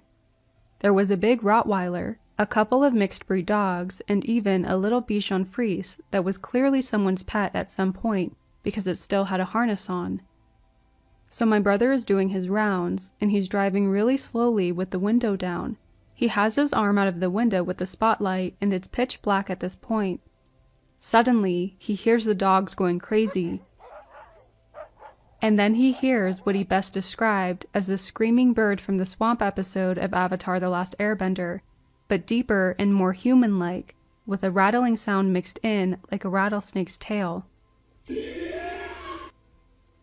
The dogs go silent before starting back up again, barking and snarling a few minutes later. Then something fast and pale runs in front of his headlights, with the 8 dogs in pursuit, barking and snarling.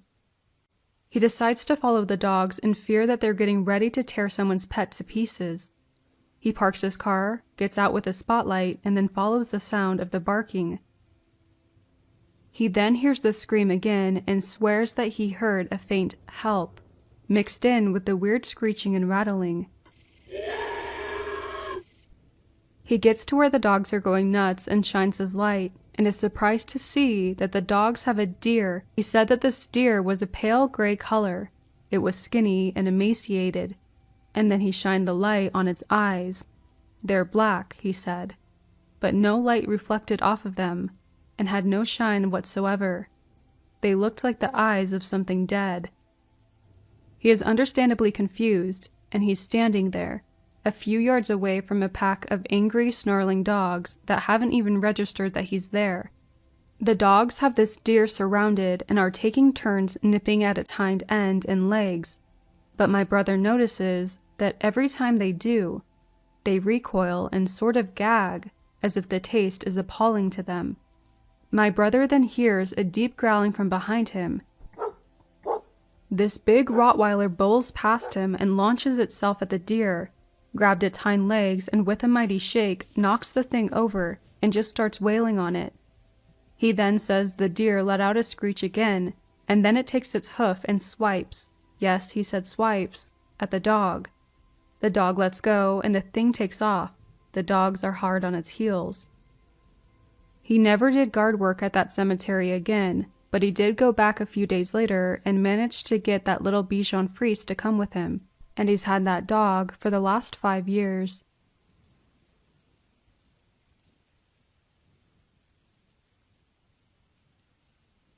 We live in Utah, and my Uncle Mark went on a mission at 19.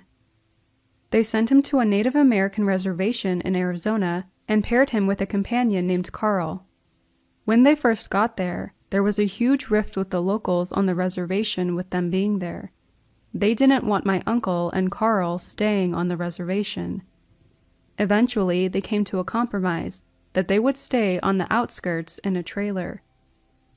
The reservation wasn't very big and was located next to a heavily wooded area.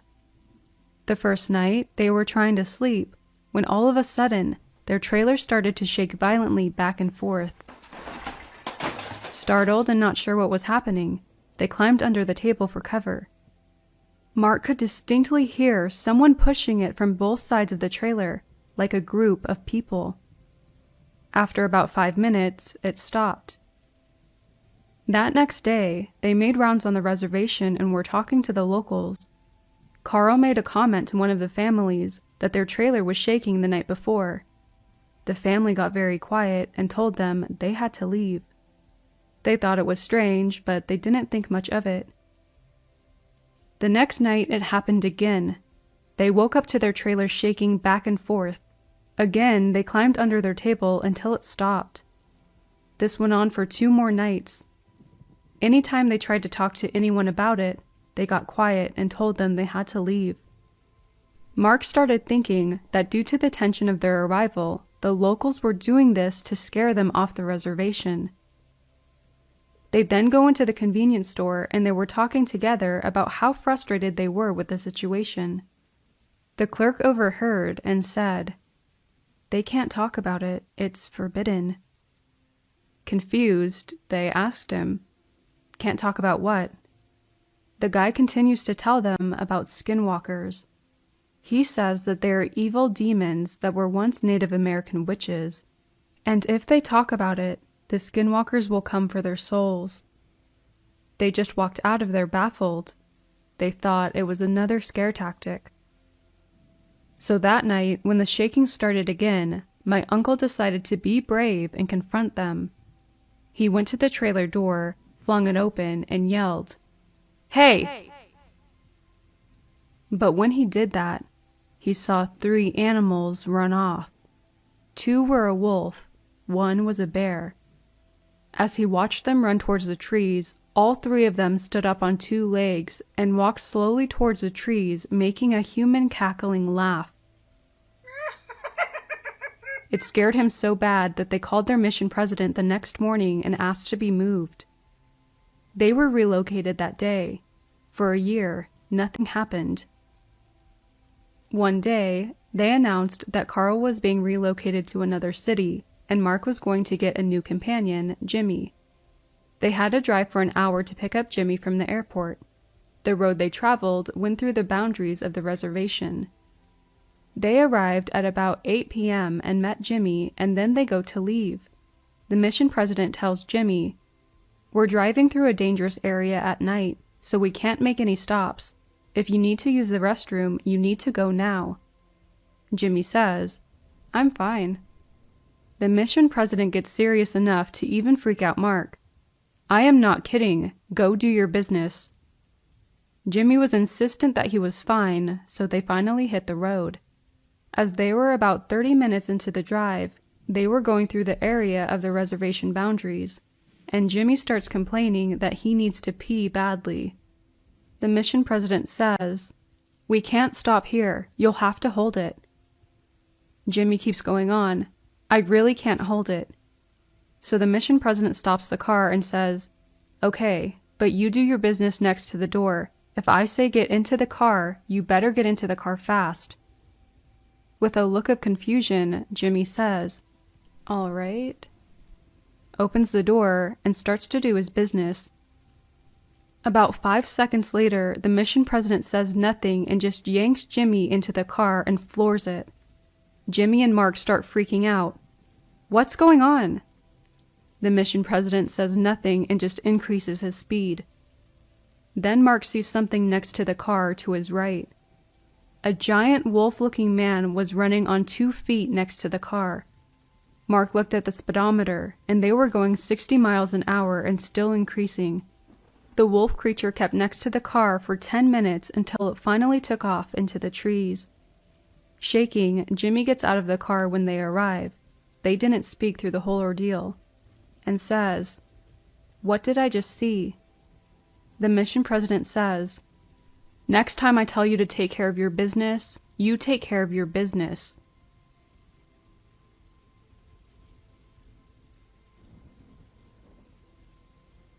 One night, years and years ago, I asked my mother if she had any stories dealing with the paranormal or with skinwalkers.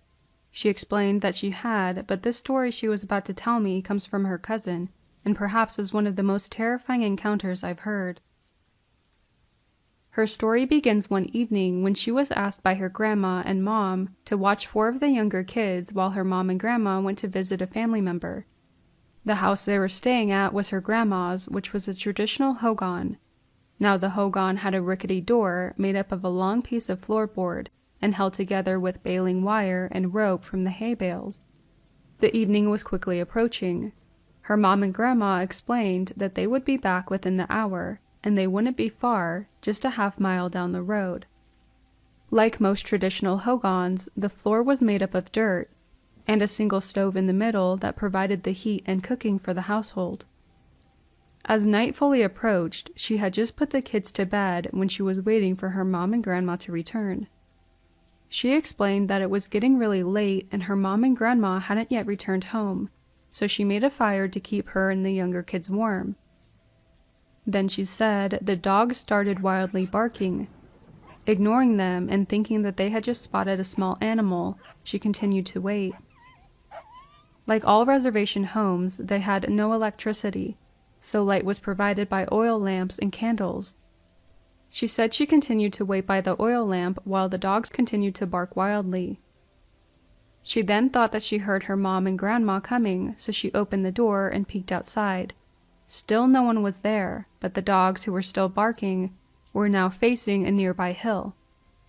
Startled, she quickly closed and tied up the door, not wanting to draw any attention to herself. She dimmed the oil lamp and sat quietly next to the sleeping kids. Suddenly, the barking dogs began chasing something around the hogan. It must have circled around a few times, she said. Then, out of nowhere, she was hit with a strong odor of rotting meat, like an animal that had died out in the sun. Terrified, she said that she couldn't contain her fear, and she began to sob, waking the kids up on the bed. They asked her what was going on, and she told them to just be quiet and sit there. Finally, she saw approaching headlights slowly coming up to the hogan. Whatever this thing was noticed the headlights too and quickly jumped off the roof. She said after this encounter, all of the kids ran out of the house to their grandma crying. Some years later, she asked her mom what they saw that night. Her mom explained that they had lost track of time, and once they realized what time it was, they said goodnight and headed back home, bringing along with them their uncle, who decided to stay with my grandma for the night. As they approached the hogan, they had noticed someone or something on top of the roof. It was a skinwalker, she explained, that its whole body was covered in white paint, and it wore a coyote skin on top of its head. As they got out of the truck, it jumped off the roof and ran up the hill, and before they knew it, it was gone. She also said their uncle chased after it, picking up an axe and quickly running up the hill to catch it. After the experience, my family sought out a healer, and he explained that it was indeed a skinwalker. He went to explain that it had ill intentions, and the reason it was on top of the roof was that it was going to drop down the stovepipe and kill whoever was in the hogan. He said that they were all lucky that her mom and grandma were pulling up when they did. If they hadn't, there was no way of knowing if the skinwalker would have gone through with its plan.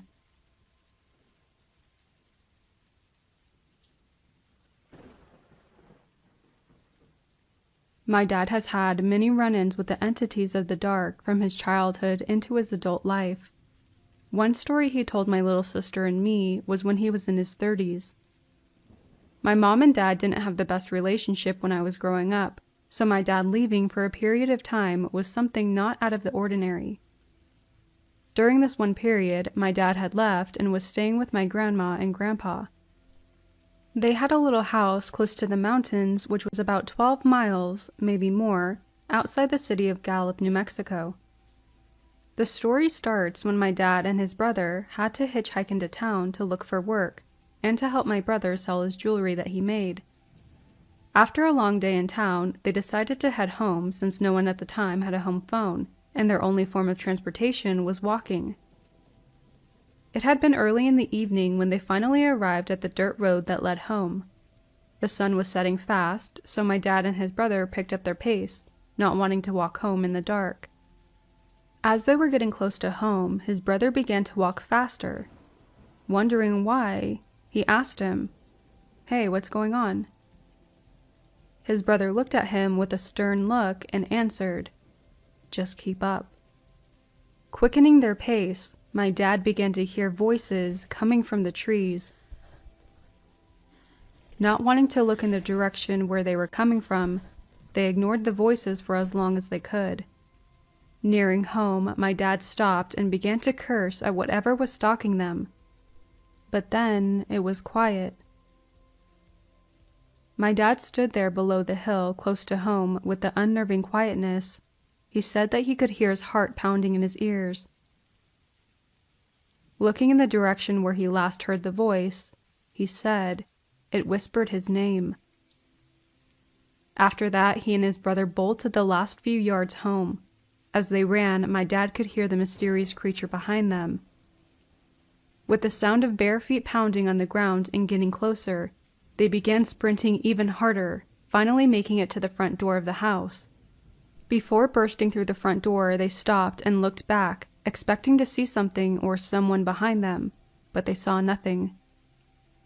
So out of breath and adrenaline pumping, they looked at each other in confusion, wondering what the hell was going on. The house they were living in was a 2-room house which didn't have a lot of room for him and his 2 other brothers, so they had built a 1-room shed next door which they turned into a bedroom. They quickly made their way to the 1-room shed and locked the door. Exhausted from the day and being chased by whatever this thing was, they went to bed. Later that night, my dad woke up for no reason. When he tried to go back to sleep, he suddenly began to hear footsteps outside the shed right where his bed was. Sitting up, he listened as the footsteps went around the shed. Then something more terrifying happened. The strange being began making a dry heaving sound like it was hacking up something.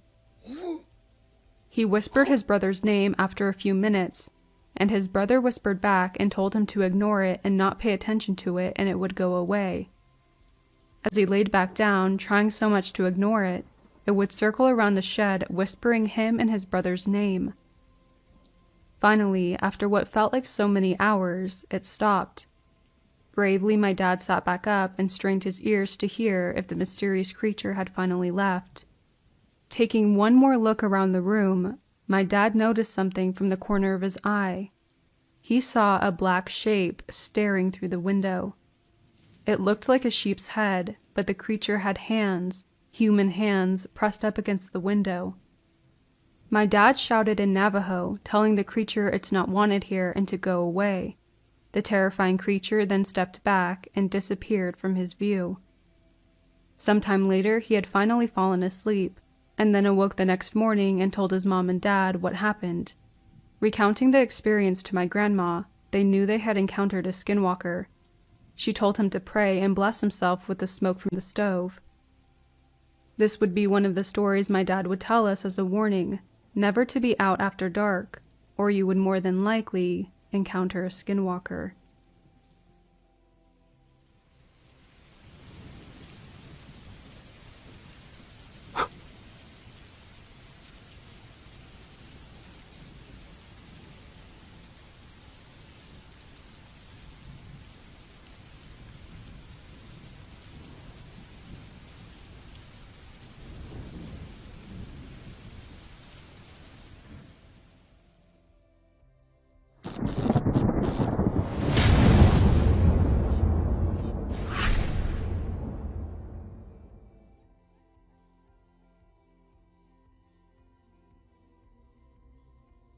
It was last summer. My girlfriend, now wife, and I finally made the big decision to move in together. Cobblestone Square is a situation of apartment complexes surrounding a center park. After living in another apartment for 2 years, I learned a bigger apartment was opening up on the other side of the complex. We needed bigger space because my wife had 2 children from a previous marriage. After a rushed inspection, we were happy to move in as June started. The months passed and the days grew shorter and colder. Autumn was drawing close, and with it, that's when the trouble began. In all the stories and movies, it starts out small. Things moving from place to place, lights being left on, etc. All chalked up to forgetfulness. This was true in our case, and we didn't think much of it. It only started to escalate with the children. Our apartment is set up with 2 bedrooms and baths on the opposite end of each other. In our bedroom, we have our own private bathroom, and next to the kids' room is a small hallway leading to their own bathroom. We would give them baths here and potty train, and almost as if flicking a switch, when the autumn months came, our youngest, a 2-year-old girl, would absolutely hate going into the bathroom. At the mere mention of bath time, she would go into hysterics. Or, on good days, she would sit in the bath, and in the process of bathing, she would look past myself and my wife and start screaming and crying. Oftentimes, something would catch her eye in the mirror, and she would also start crying like mad. The most unsettling part would be that as soon as we took her out of the bathroom, she would stop and act like nothing happened. Our son, who was 4 at the time, also would run up to us and say that he would hear a voice saying "uppy," which is a common saying among the children when they wanted to be held. We asked if it was his sister, and he would profusely say it wasn't her, but he did say it sounded like a kid. This happened a few times. With my wife being separated from her first husband and splitting custody, we would have the children come live with us every other week. On the weeks that the children would go stay with their dad, the activity would seem to die down, but that didn't mean it wouldn't happen. I asked my wife if she remembered anything from last year, and she recounted a time when we didn't have the children and she was cleaning the house. She noticed the kids' door was open. We usually keep it closed, but thought that maybe I went into the room for something. It wasn't until a while later that she used the kids' bathroom and saw that the door was open again. She found me in our room and asked if I opened it, and I said I didn't. With more incidents of lights being found on and doors opening, it all came to a head near the end of October when I was washing dishes in the kitchen. Above the sink facing the living room is a small window that allows someone in the kitchen to look out into the dining room and living room, and additionally the back door. After the kids had been put to sleep, my wife and I set about our nightly duties of chores to finish up before the next day started. As I was washing dishes, I looked up from the sink and saw in the glass of the back door a reflection of a large shadow in the hallway to the kids' bathroom. It quickly entered the bathroom, and I immediately walked over, turning on the light, and saw nothing there. I went to my bedroom where my wife was vacuuming, and I asked her if she by chance went into the kids' bathroom. I wasn't surprised by her response when she said no, and I told her what I saw. It was after this event, and subsequently Halloween, that all the activity seemed to stop. Months passed by again, and now we jump to 2020, August. As soon as the activity started again, I kept a journal of all of the findings. That way there was a record. On August 10th, I went to go to the bathroom in the kids' bathroom before going to bed and heard a small child giggle. Both children were fast asleep. August 11th, my wife was bathing our daughter, and in the first time in a year, our little girl started to shriek in fear until she was out of the bathroom. August 13th, while getting ready for bed, our son knocked on the door. I'm always the one to answer, and he told me that he was afraid. He wouldn't elaborate on what it was, but begged for the closet to be closed. The closet has never been a problem, and a few nights after this, we returned it to being open and haven't experienced anything like it again. August 15th, my wife and I had an argument, and I went to sleep on the couch for the night. As I was tossing and turning, I heard a child's voice in the night, "Uh-huh," as if answering a question. I forced myself to go to sleep. Both myself and my wife have caught our son speaking to himself. My wife told me that once she heard him saying, "Ow, stop it, you're hurting me." And when she went to go check on him, he was in the hallway by the kids' bathroom, holding his arm. During the daytime, the kids were playing and both me and my wife were doing our own thing. As I was sitting on the couch, our son runs behind it, stops, and then says, "And how would you do that?" Out of the blue. I turn to him and ask him who he's talking to, and after a moment's hesitation, he says, "Nobody." I told him I heard him say something, and he insisted that he didn't say anything. One occasion, my wife was sleeping on the couch, and in the middle of the night, she heard a man's whisper, "Don't get up," to which she promptly obeyed. It was the night after that I woke up from my sleep in the bed to see a shadow shape standing over me with red eyes. I felt as if it was going to hurt me. My wife and I have naturally begun our interest in the spiritual world. We began researching and looking for ways to go about this, we've purchased a Ouija board with no results, and from a medium, a supposedly haunted ring. If our apartment was going to be haunted, we wanted to know by who and with what intentions. It seems as if our mail order ghost has already made their home, as one morning our front door was unlocked and slightly ajar, nothing stolen. Tonight, as I write this, my wife and I were watching TV on the couch and decided to call it a night. As we went to our bedroom, I noticed a low scratching sound coming from the record player. I opened it up and saw that the turntable was moving as the needle was off its holder, turning the record player on. I replaced the needle and tried knocking the player a few times to see if it could have been easily bumped and knocked off, but no. The only way to move the needle was to pick it up with your fingers and set it down. I was reminded of one other time that this happened, long before we bought any haunted items. September 4th, after coming home from work, I noticed that the bathroom door was open, after we left it closed all day, and I even asked my wife if she went in there, and of course, she said no. At night, before bed, my wife stood in the doorway of our bedroom, staring with eyes wide open. I asked her what the problem was, and she said that she heard someone slapping their palm against the sliding glass door. We investigated and found nothing. September 6th. My wife and I have a small collection of swords that we keep safely in our room. A few are propped up against the wall, being that we had no space. At 7:38 a.m., I woke up to a crashing noise, noticing that the swords propped up had fallen over. It could easily be dismissed as a slippery surface, but we had them in a way where they were firmly against the wall and have never fallen over before. September 7th, Labor Day. No surprise that this is the day we get the kids back, and immediately the activity becomes more rampant. With the day cold and rainy, we spent the holiday indoors and nothing to do but watch TV and eat. As we're doing this, I hear a thud come from the bedroom. Looking in, I see that a Toy Story Woody doll is on the ground.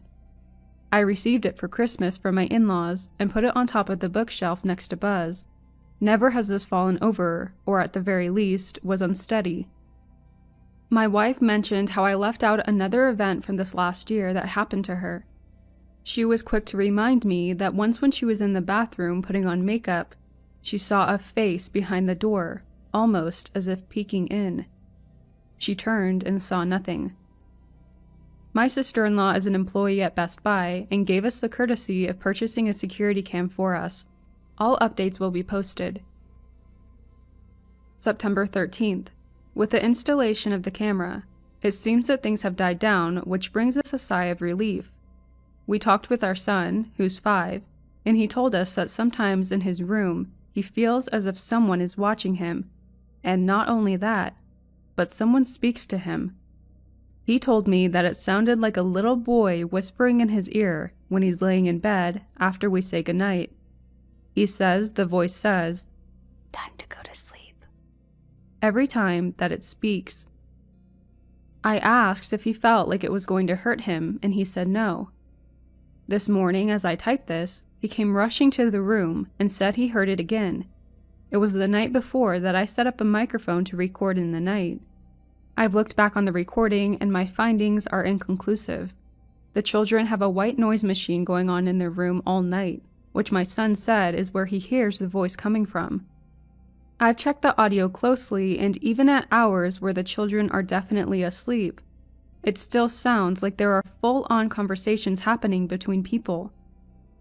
As of now, I can't make out anything they're saying, and as I understand, white noise machines are meant to mask peak noises, such as conversations from another room. It requires more attention to understand what's going on, but at least my son saying that he hears a little boy confirms my theory of having a ghost child in the home, whom I've heard twice. The week of the 13th through the 19th of September proved to be fruitless in our attempts at capturing any more audio or video. That was the week that we didn't have the children. We switched with their father on Sunday evenings. That being said, the past week of the 20th through the 26th proved to be quite different. The night of the 21st was eventful. We captured a series of events on the camera in the kids' room, and I'll list the timestamps. 8:18 p.m. My wife enters the room with our son to put him to bed. Absolute darkness. Not that the room is dark, but the screen is dark, and there is absolutely no audio. In between these times, my wife comes into our bedroom where I'm on the bed, getting ready to sleep, and she tells me that she heard the kids' door open while she was in the kids' bathroom cleaning. A voice whispered and said, "Mom?" She whispered back, "What?" and felt the clear presence of somebody standing behind her. She turned around and saw nothing. 8:22 p.m. The camera captures our son getting out of bed and leaving the room, where he tells us that he was having a bad dream. September 23rd, 3:14 a.m. Both the microphone setup and the camera capture our son getting up in bed and saying, "That's mine. No, that's mine." September 25th. This night was a big night. I would usually start the recording on the laptop and microphone after the children were fast asleep, but I was so tired myself that I fell asleep early before I had the chance to. The next morning, I noticed the door to the kids' room was open by a large margin. We have ingrained the idea of shutting doors into both kids' head, and even checking the camera footage, our son does take the time to close the door after leaving the room. He didn't get up again for the night. My wife stayed up later than myself and confirmed that the door was indeed shut. 1:25 a.m.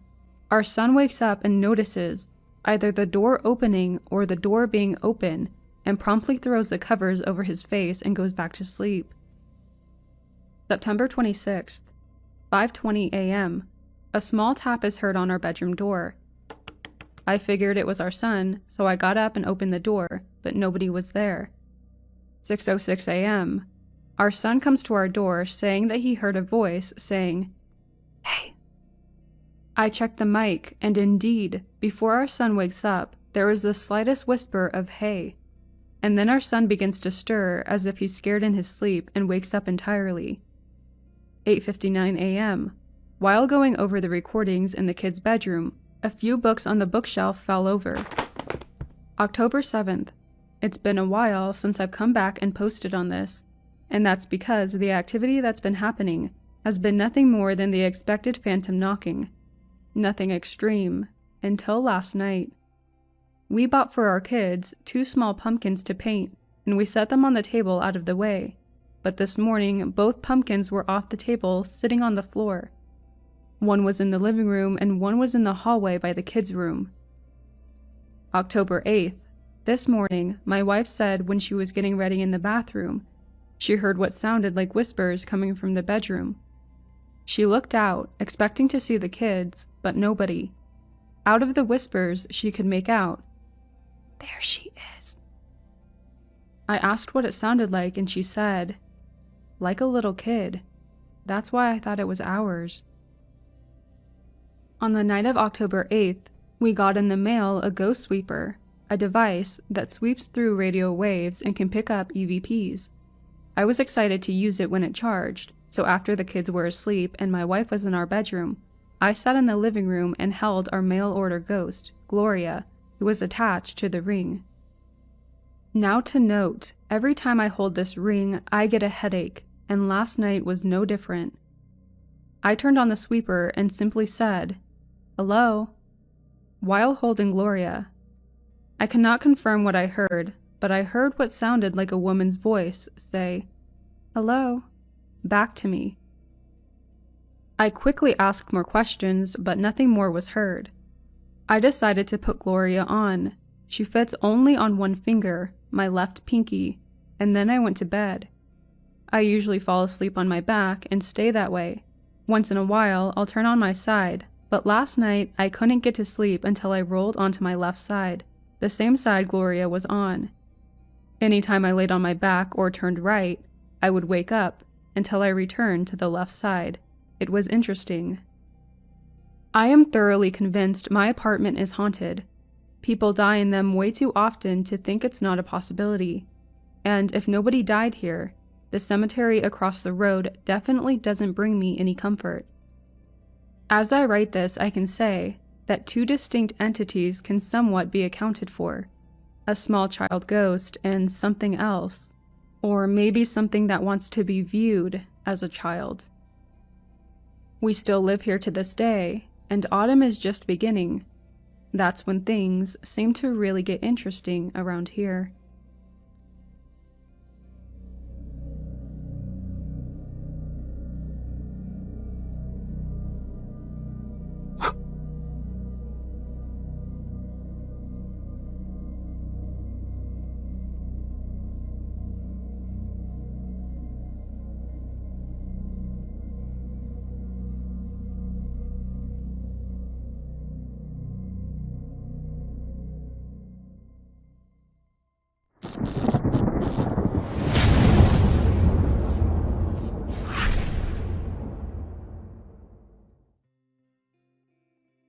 Hi everyone, welcome to this collaboration. Included are a lot of talented narrators that deserve more attention than they receive. I'm going to have all of their information listed in the description box below. So go check them out, subscribe to their channels, and let them know that Aerie sent you. And without any further ado, I hope you enjoy this collaboration, and happy Halloween!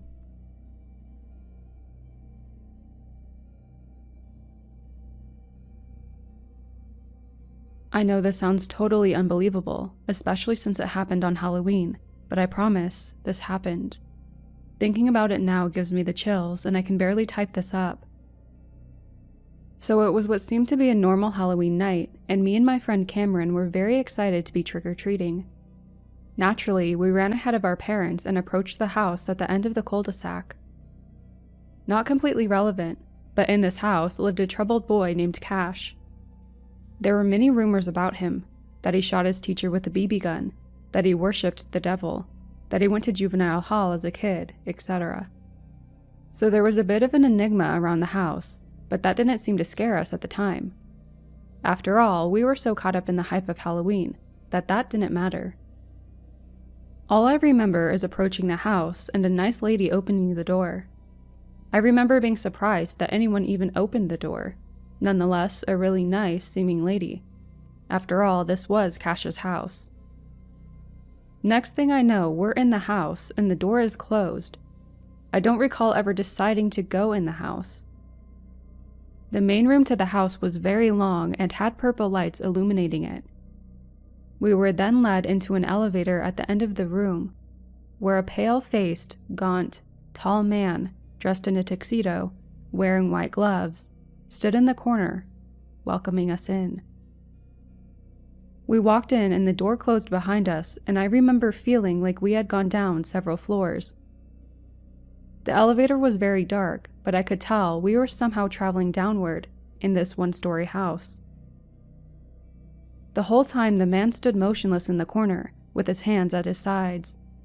Then the elevator door opened again, leading to a pitch-black hallway.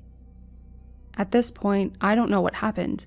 All I remember is suddenly being outside the house, and our parents were freaking out, wondering where we had gone, and chastising us for going into a stranger's house. I don't know how long we were in there, but it seemed like we were there for only a split second. Yet, I distinctly remember this elevator going down, for at least what felt like several floors. How could this one-story house have an elevator? And who was that lady and that man? I have no idea what actually happened that day. Thinking about it gives me the creeps. I have never mentioned this to my mom or anyone else because it sounds so unbelievable, but I know that something was very out of the ordinary in that house.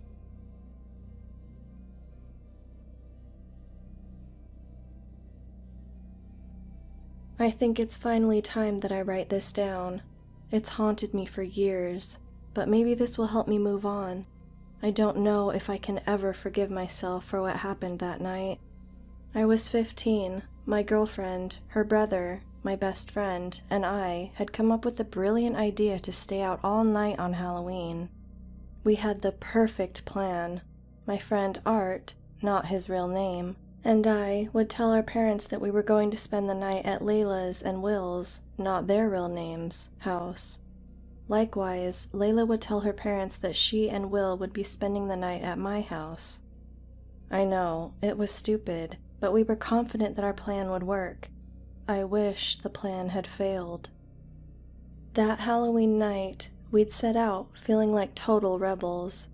We'd all decided on a group costume, and each of us was dressed as a DC superhero.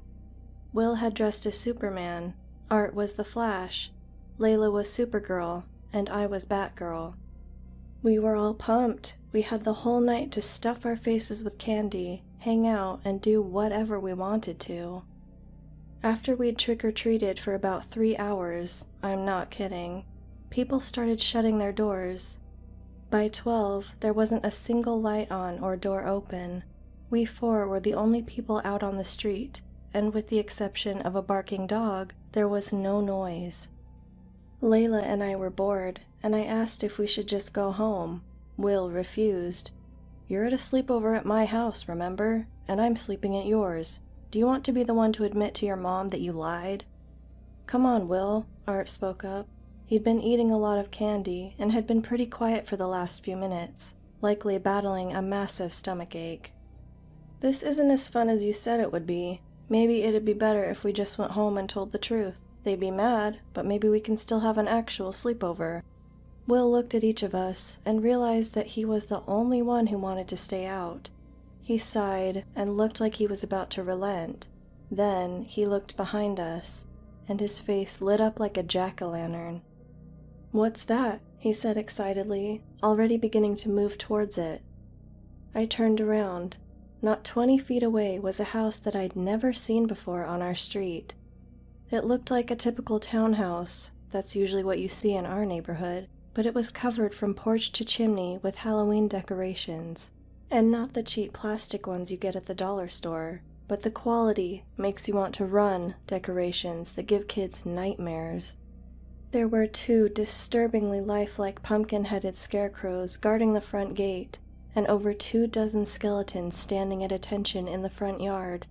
Jack-o'-lanterns dotted the porch, each one with a face frozen in agony. A gigantic spider was perched in the show window, looking like it intended to make the shrub it was hovering over its next meal. Bones were scattered across the roof, as if someone had just dropped a handful of them from the sky, and, for the finishing touch, a spotlight hidden among the shrubbery made the entire house glow an eerie purple. Layla and I glanced at each other. How had we not seen this house earlier?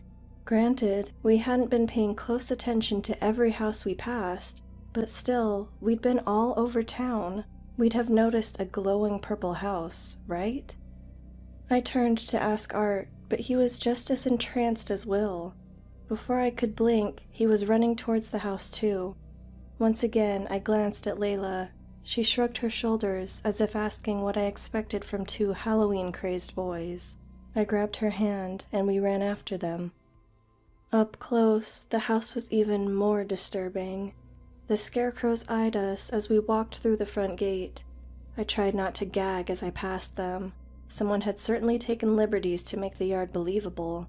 The things stank like rotting pumpkins. I gripped Layla's hand a little tighter as we passed the skeletons. They must be from one of those expensive artisan websites, I thought. They sure didn't look fake. We walked up the porch steps, with Will shaking from excitement. Art's eyes were practically glowing. I remember wondering, half-jokingly, if they were in some kind of trance. Will rang the doorbell. It was the sound of a church bell and resonated throughout the house. "Trick or treat," we shouted dutifully, although Layla was practically crushing my hand. I was grateful for it. I needed to know that I wasn't the only one who found all of this unsettling. The door was practically thrown open. A gorgeous woman stood in the doorway. She had long legs, thick copper hair that stopped at her shoulders, black eyeliner, and blood-red lipstick. She was dressed in a revealing witch costume, and grinned when she saw the 4 of us. Well, when she saw the boys. My, I didn't expect to be visited by 2 handsome heroes tonight." She gave a high-pitched giggle. Her voice reminded me of how ladies in old gangster movies talked. Art smiled and thanked her. Will was just staring at her. I took a step closer to Layla. That's when the lady noticed us. I think she knew immediately that we weren't as captivated as the boys were. Not by her house or her beauty. Sure, she was gorgeous, but she was an adult and I was already with Layla. Her eyes glazed over as she saw us, but her smile didn't waver. I noticed then that she was holding a bowl of candy. She slowly extended it to me. "Candy, Batgirl?" I wrapped both of my arms around Layla and took a step backwards from the lady. I could tell she wanted something and that it wasn't anything good. "No thanks, we've eaten too much candy already." It wasn't a lie, we'd eaten half of our candy throughout the evening. The woman's smile wavered, and she blinked 3 times, as if it was the last thing she'd expected. I noticed something strange about her eyes. They were kind of cloudy. She turned and offered candy to the boys. Will took a full handful, while Art only took 2, obviously still suffering from a stomachache. I glanced again at the candy. The pieces weren't in wrappers, and it didn't look like any brand I'd ever seen. It sort of resembled malted milk balls, except bigger and lumpier. When the boys had finished their candy, the woman looked at the 4 of us. "You must be parched. Why don't you come in for some apple cider?" She gestured to the front door, which stood gaping open, like a mouth. Layla physically leaned away from the door.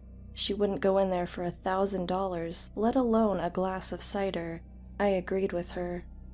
I forced a smile. "No, thank you." We turned and started to get down off the porch when I realized that Layla and I were alone. Will and Art were gone, and so was the woman. My heart rate tripled. They went in the house. My stomach hurt. Should we call the police? What could we say? That a pretty lady with a spooky yard had lured 2 boys into her house with apple cider? Even if that didn't sound crazy, we were 2 teenagers out past midnight on Halloween, not exactly what the cops would consider trustworthy.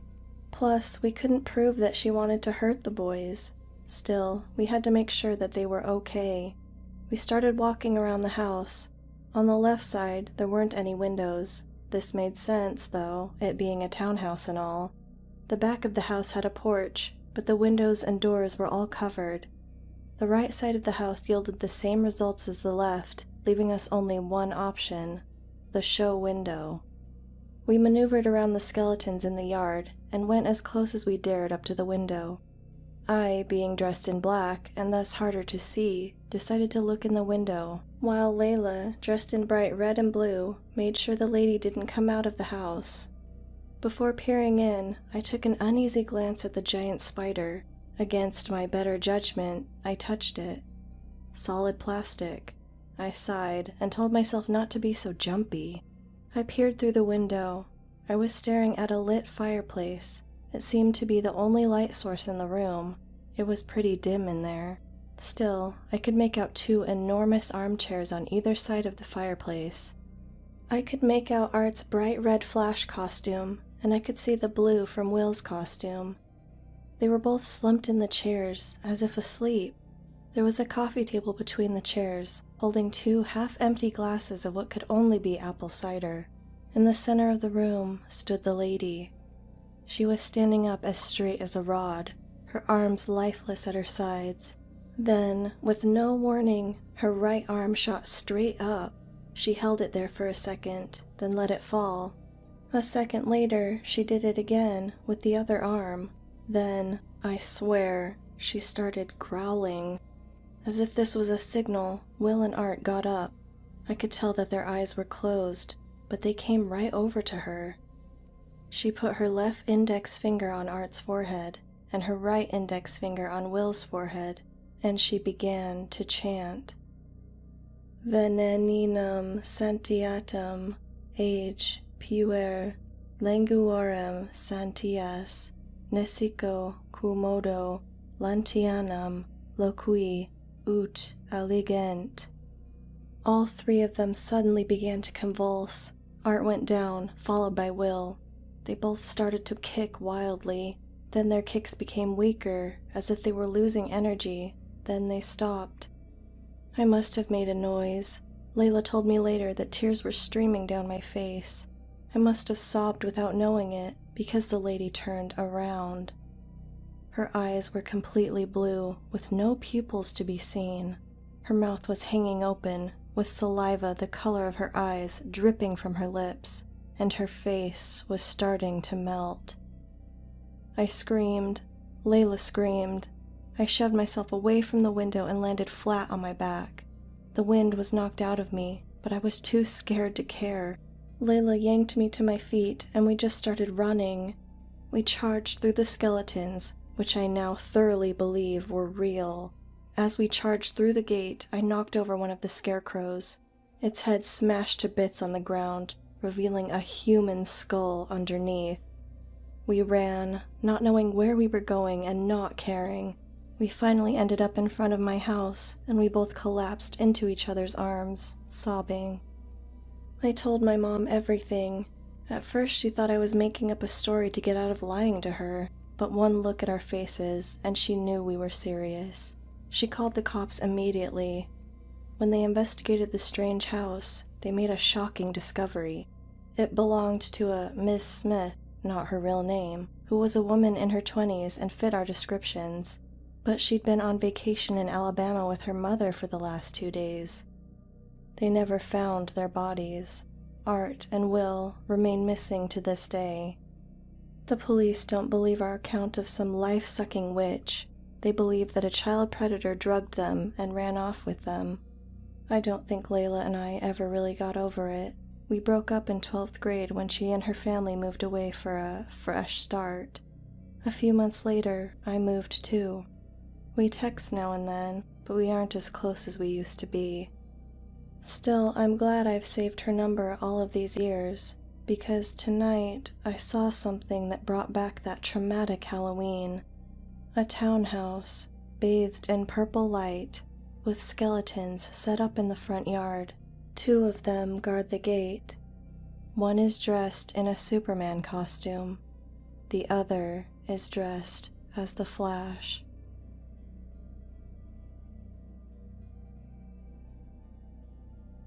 Last month, it was my only child's 5th birthday, and one of the presents I bought for him was a build-your-own teddy bear kit from Target.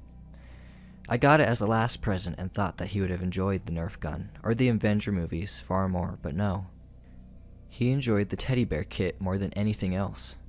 At first, he asked me to help him build it since he's only 7 years old, but as soon as I showed him the first step, he asked me in a kind, prepubescent voice, "Dad, I want to do it by myself, please." "Sure, it's your toy," I said as I walked out the door, which he speedily shut behind me. I thought nothing about it at the time, but he spent over 2 hours in there.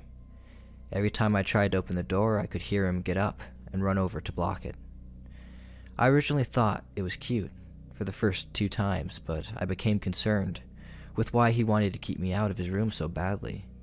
So after the last time he kept me out, I decided to listen in on what he was doing in there.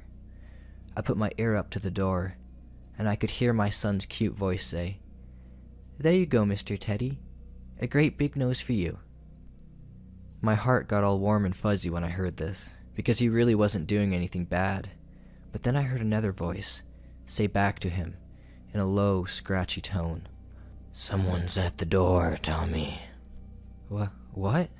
Who could possibly be in there with him? I thought to myself as I swung open the door. As I did, my son was standing right there, far enough away that the door didn't hit him, but close enough that I thought it would.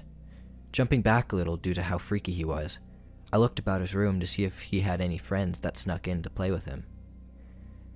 It was empty. Empty, except for a few toys that darted the floor. And there on his bed was the teddy bear. It was not at all what I would have had imagined a 7-year-old kid with no prior experience or help could have done.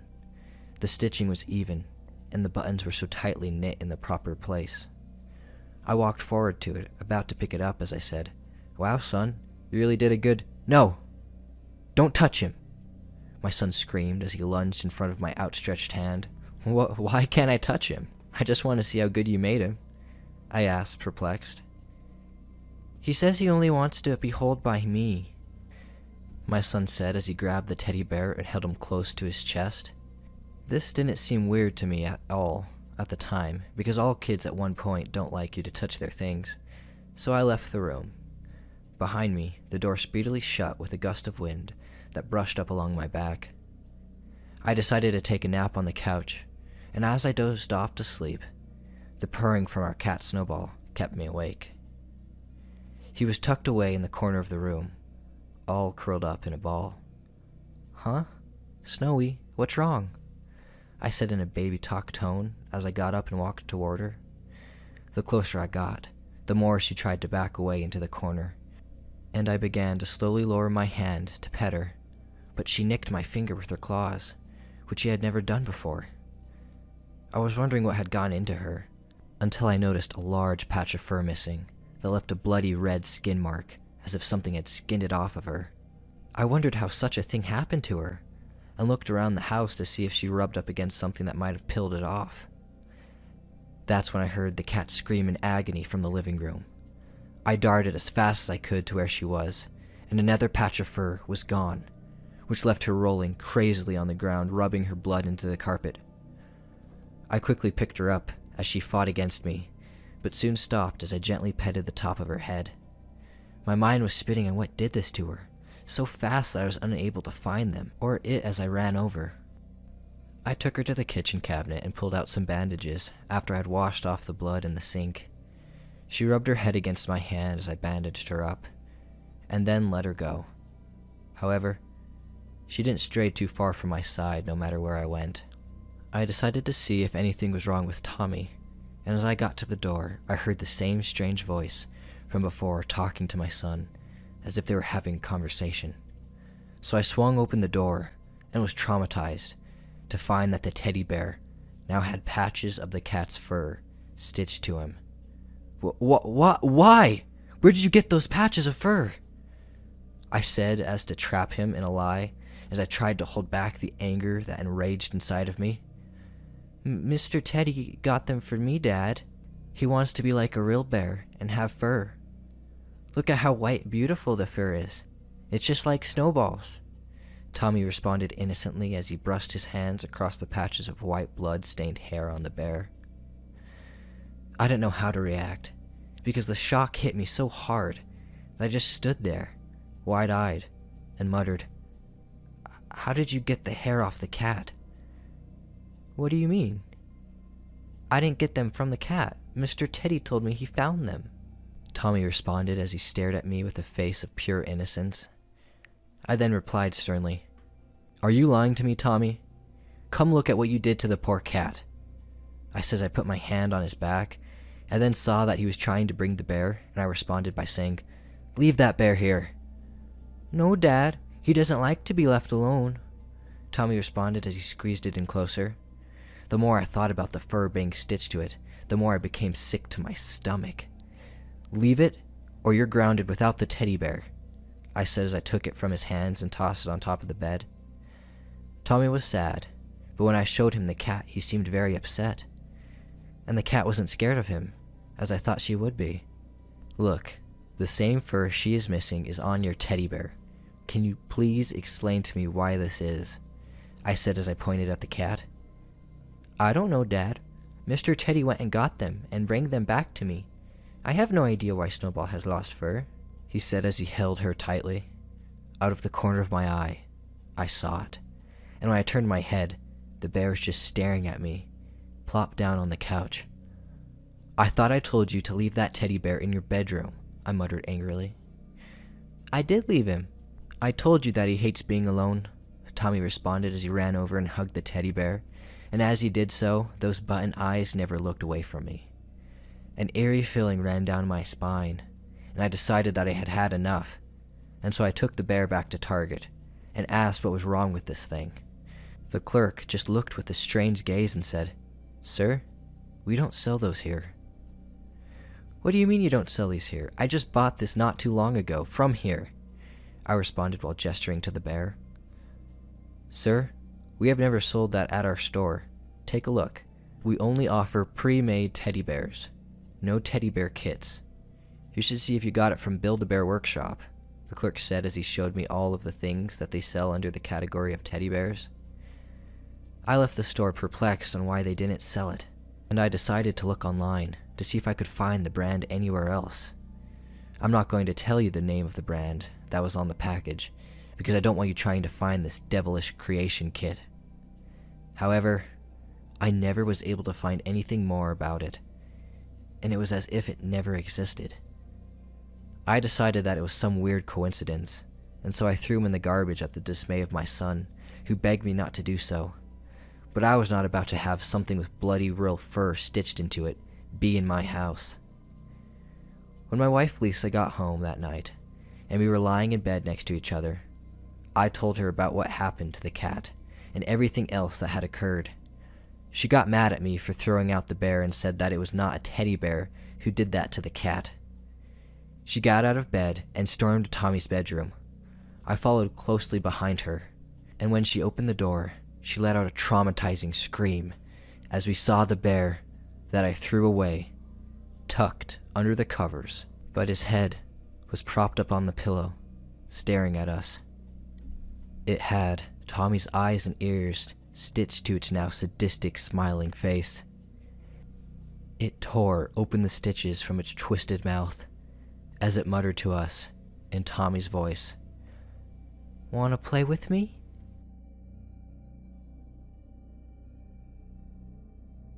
Our Baptism by As the Raven Dreams. Honestly, it didn't take long. I remember a time when we all thought it was so far off, that nothing like this could happen in our fragile lifetimes. Looking back, it's almost laughable. I've been spending my last few days watching videos of how things were. I found a box of DVDs with permanent marker written on them. I have no idea who the people in the videos are. They were filled with recordings of celebrations, birthdays, Christmas, New Year's. There was even one in the pile labeled Family Reunion.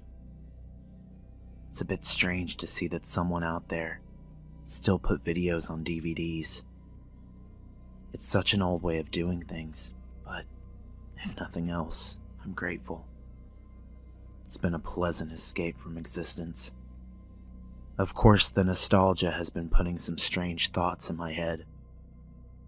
How did we end up where we are? How did we get forced into this situation? Sure, these thoughts are fruitless, but I've never been one for fruit, so I decided to entertain them. I feel like most people would say that we were apathetic, and that's what brought us here. At least that's what they would say if they weren't mostly dead. Maybe they'd be right. It's not hard to get wrapped up in your own life, uncaring of how everyone else is living. Why should I care if my neighbor 2 doors down the way had a bad day and decided to drunkenly take it out on his wife? Not really my problem. Some would probably also push that it was caused by politics, the never-ending squabbling between opposite ends of the same spectrum. More like 2 sides of the same coin, but I don't think it would have made a difference. Sure, the people voted for their leaders, others voted for who they wanted. Sitting here today, it doesn't really feel like the end of everything was partisan. Death is indiscriminate. It doesn't care who you voted for. It doesn't care what you considered wrong or right. Ironically, so are bombs, missiles, bullets. They all just kind of do their own thing. Now, if you were to ask me, I think it was ignorance. We did all we could to steer the country, the world, in the right direction. We were charitable to some extent. There was even a brief moment when everything was set into motion, where we loved our fellow man. Again, laughable. The sirens wailed, the skies lit up, the cities burned, and we wanted to help each other. By then it was too late. Everything had been set into motion. The steps chosen to start anew were already being followed. And with those 3 simple words, we would all meet our end. With those 3 simple words, we would get what we deserved. Our penance for our apathy, our fighting, the wars, the murder, everything our species had ever done. It was then that we were baptized by fire.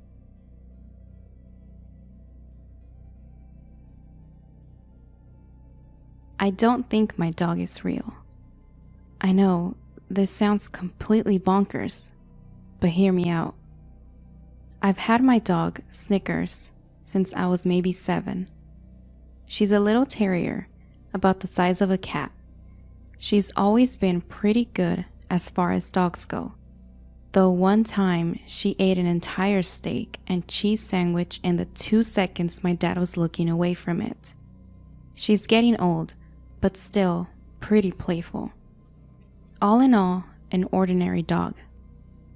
Until a few weeks ago. It all started at the beginning of the month.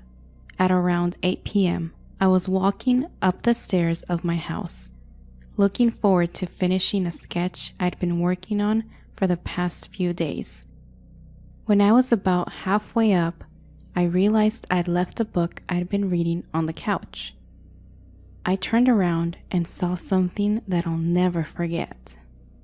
Snickers was standing at the bottom of the stairs, looking at me, but she looked strange, almost pixelated. Then it got weirder. I can only describe it by saying she glitched. My dog froze for a moment, then jumped forward up 2 stairs, her pixelated eyes glaring at me. I didn't know what to do, so I just bolted up the stairs and into my room without looking back.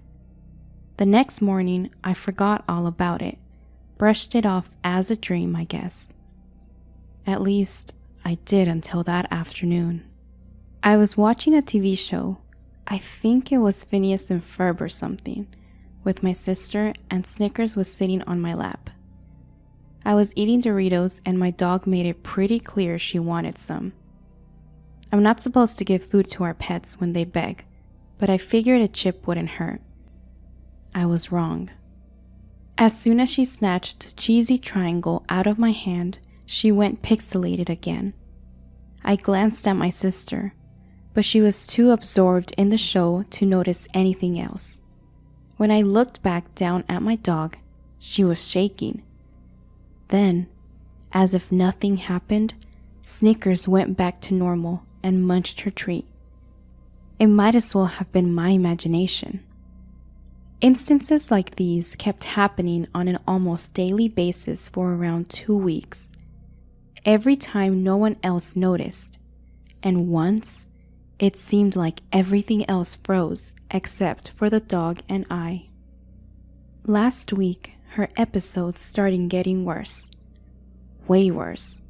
When she glitched, Snickers got this absolutely terrifying look on her face, and even though it was pixelated, you could tell it wasn't a face a dog should be able to make.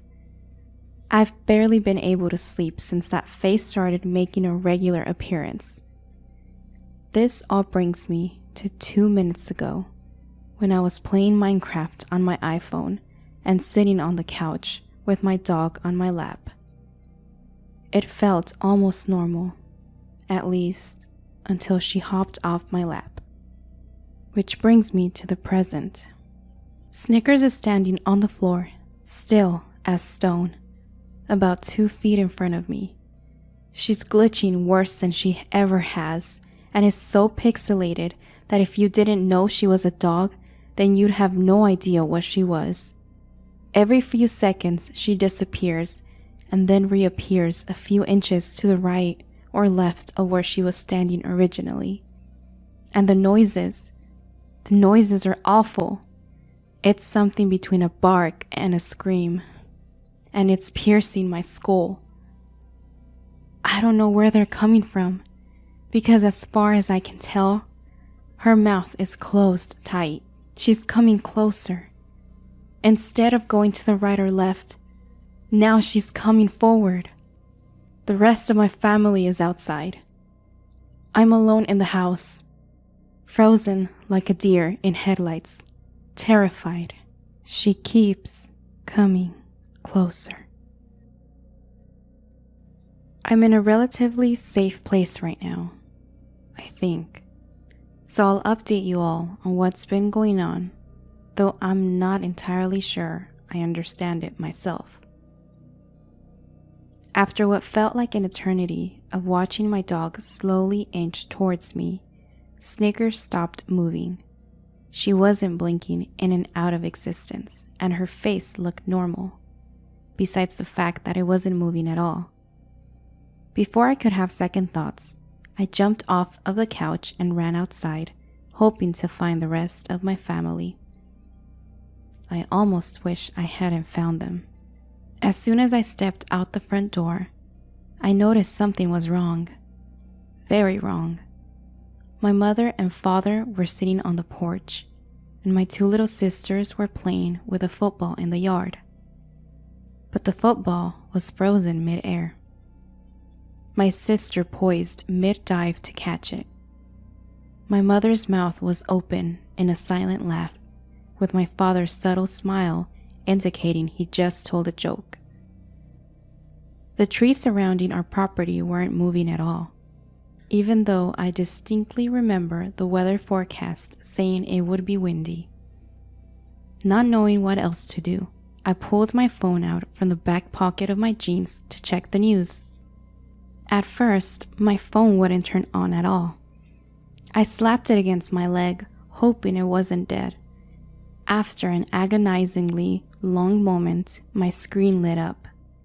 The familiar sight of the Apple symbol somehow calmed me down for a moment, until it suddenly switched to static.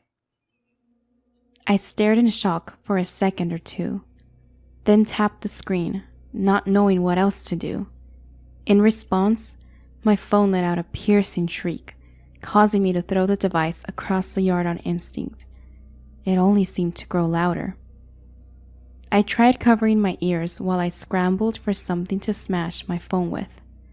My fingers brushed against a fist-sided rock, and I quickly raised it into the air and brought it back down on my phone, finally silencing the noise. My ears were ringing. I felt dizzy from shock and terror, and when I lowered my hands from my traumatized ears, they were covered in blood. Also, I had no way of contacting anyone, if there even was anyone to contact. I shuddered and pushed that thought away. I half walked, half crawled over to the open garage next to my house, deciding to grab a few essentials and then try to find someone who wasn't frozen. I quickly gathered some canned food and clothes from the boxes labeled donations and threw it all into an old backpack. At the last minute, I picked up the axe that was leaning against the wall of the garage. Then, my balance having mostly returned, I made my way up my driveway and started walking in the direction of my neighbor's house. Where I live, the houses aren't very close together, each one being about a quarter mile apart.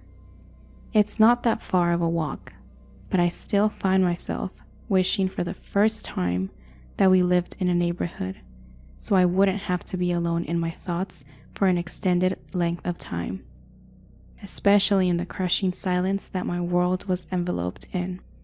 As I walked, I saw a flock of blackbirds, frozen mid-flight. I decided to quicken my pace after that. After maybe 15 minutes, I made it to my neighbor's house. The man who lives there, Harold, is nice, but a bit of a loner. When I broke my leg 2 years ago, he carried me home, even though he was in the middle of mowing his lawn. I cautiously treaded up the well-kept walkway and knocked on the front door, hoping Harold wouldn't mind the axe I was holding. When he hadn't opened the door after 5 minutes, I panicked. His car was in the driveway, so I knew he was home. I circled the house, peering through windows as I passed them. After a few minutes of this, I reached the last window. I quickly glanced in and almost didn't see Harold at first.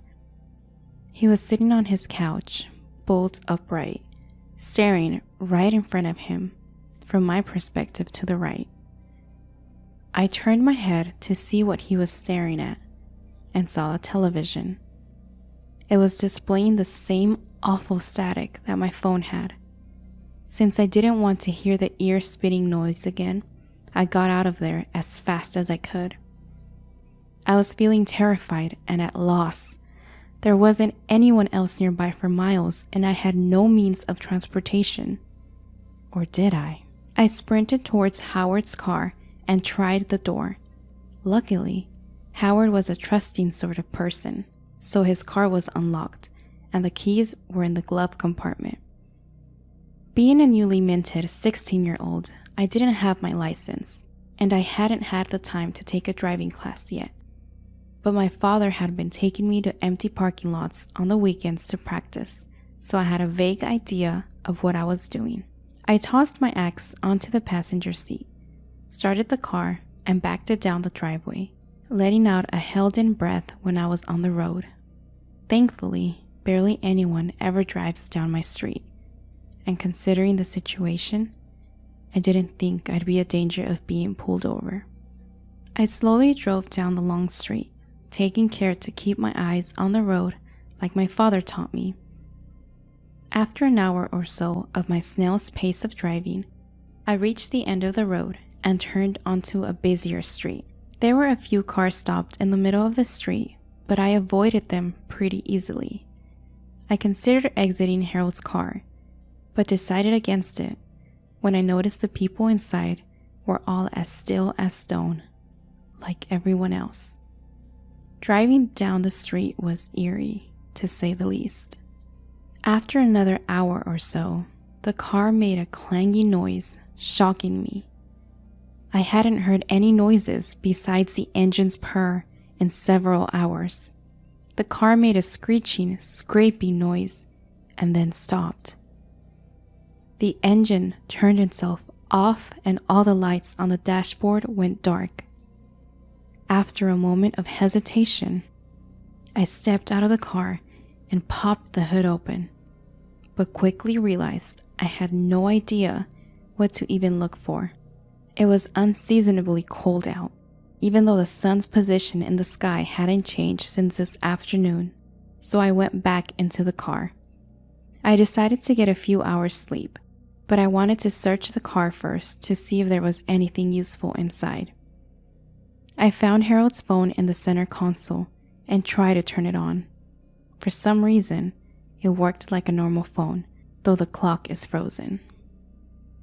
That brings me to right now. I'm typing this with the hope that someone, anyone, will see this and explain what's going on. The screen's starting to get static.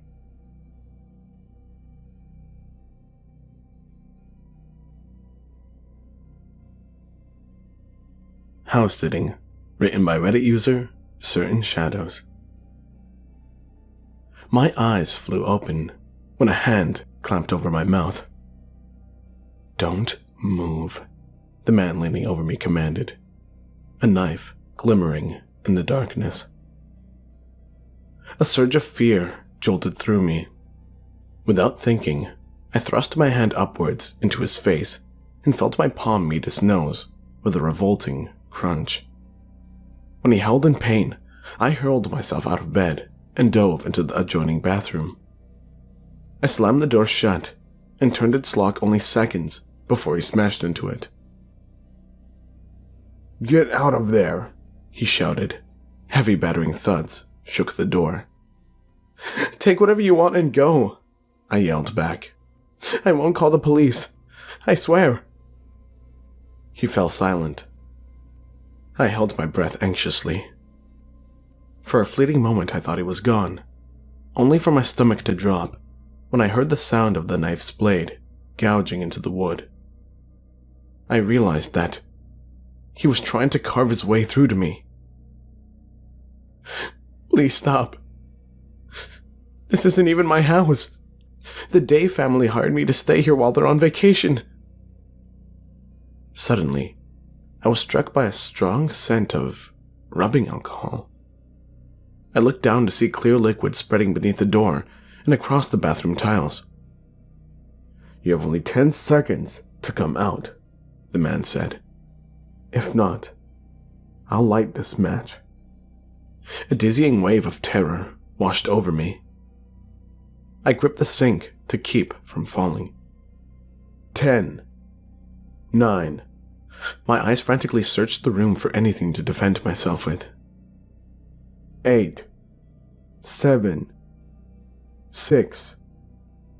I felt as if I were being torn in half by an excruciating decision. Accept whatever violent fate awaited me outside the door, or perish in a fiery blaze. 5, 4, 3. I flung open my door. The man raised his knife, and I emptied the contents of a hairspray canister into his eyes. He screamed in agony as I pushed past him and ran. I made it to the staircase before he grabbed me by the hair and threw me to the ground. His poisoned eyes were a furious shade of inflamed red. "I'm gonna kill you," the man hissed. He lifted a foot to stomp on my head, but his polluted vision slowed him and gave me enough time to deliver a swift kick to his knee. He lost his balance and stumbled backwards. By the time he realized he was falling, it was already too late. He plummeted down the stairs and landed in a bloodied, broken heap. As I approached the man's crumpled body, I noticed a small blinking light fastened to his chest.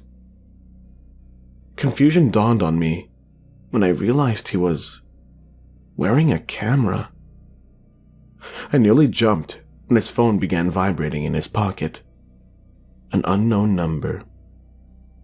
I answered it silently when a familiar voice spoke into my ear. "Is he dead yet?" Mr. Day asked excitedly. "I can't wait to see the footage."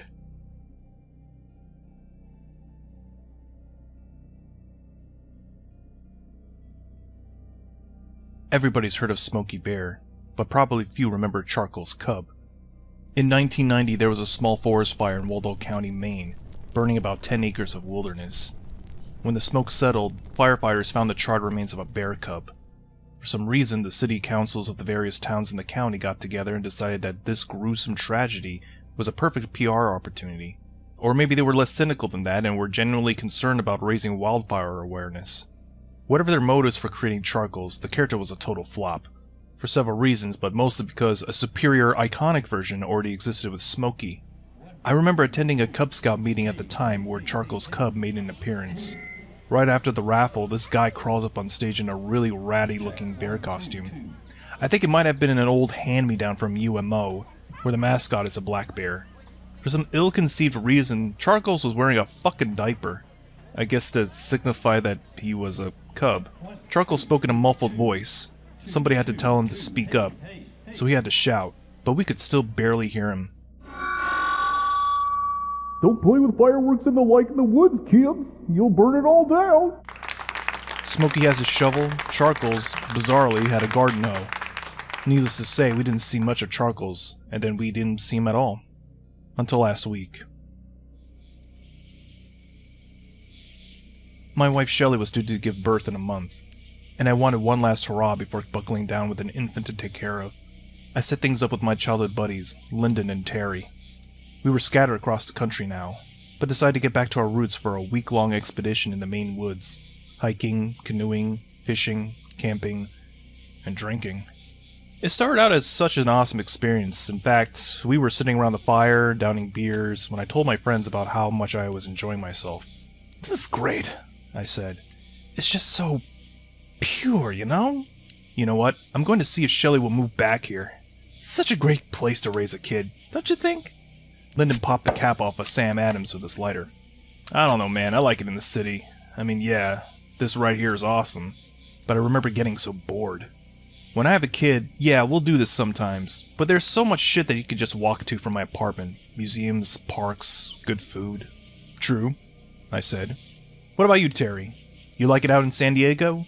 Love it, said Terry. He started packing a bowl. Fuck winter, man. Fuck shoveling snow and all that. And then you step outside and your dick shrivels up into a toothpick? True, I said. We passed around the bowl and thought it over in silence, so it was easy to hear the rustling coming from the woods around us. Did you guys hear that? Asked Lyndon. Sounds like something big. The rustling got closer. Probably a deer? I said. Terry pulled out a cigarette and lit it. Then we heard a voice shouting from the thicket, sounding rough and raspy. What are you dumb motherfuckers doing? We all bolted to attention. What the fuck? Said Lyndon in a hushed voice. I thought this was part of the park. We're not doing anything illegal here, are we?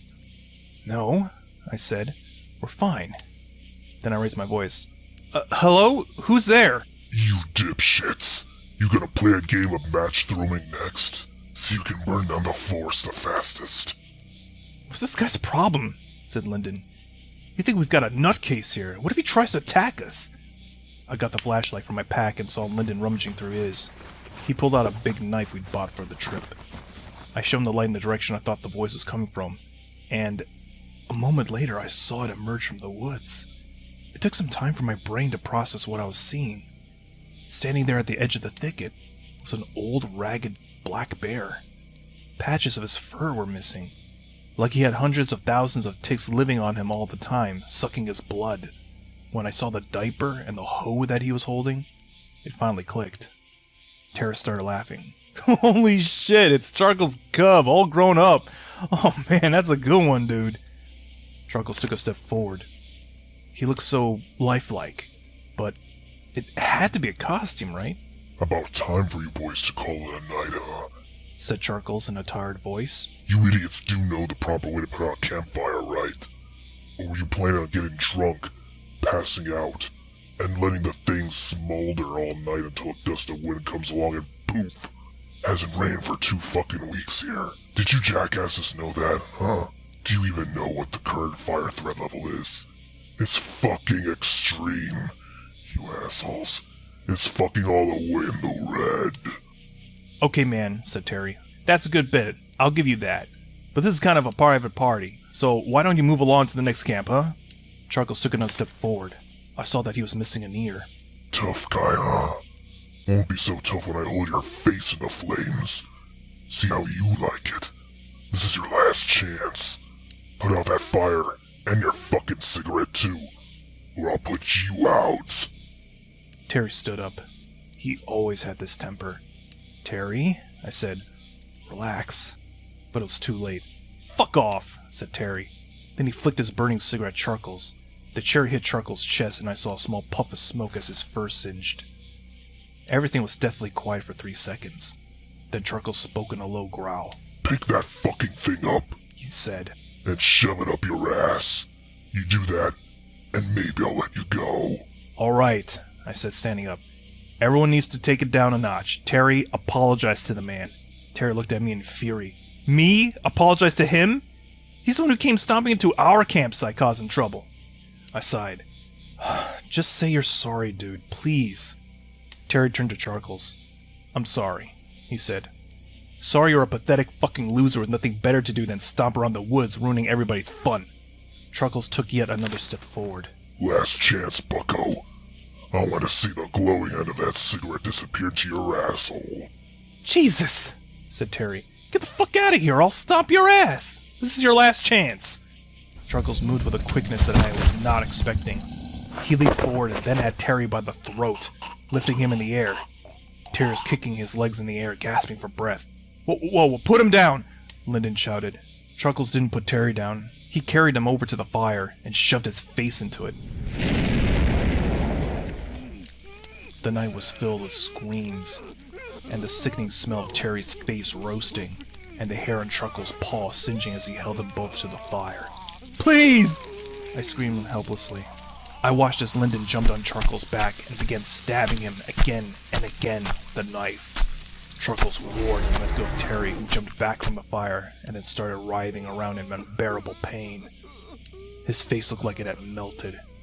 Charcoals reached out with one hand and easily flung Lyndon away. Lyndon scrambled to get to his feet, but Charcoals was faster. He swung the business end of his hoe at Lyndon's head.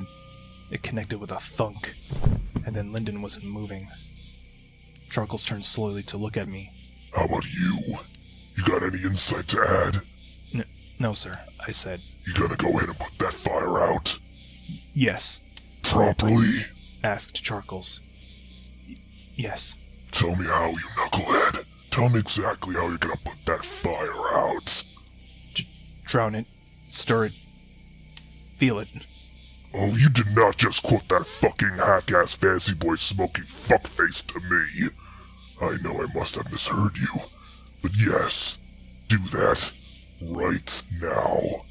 And if I see one wisp of smoke rising up here, I will come back and end you. Are we clear on that? Crystal clear? Yes, I said. Good. Good. You assholes got off easy, you know. I just want you to know that. I'm getting soft in my old age, I guess. I looked at Lyndon's unconscious and bloody body and Terry's disfigured face. He was also not moving now, having passed out from the pain. I started putting out the fire as Charcoals lumbered back into the forest.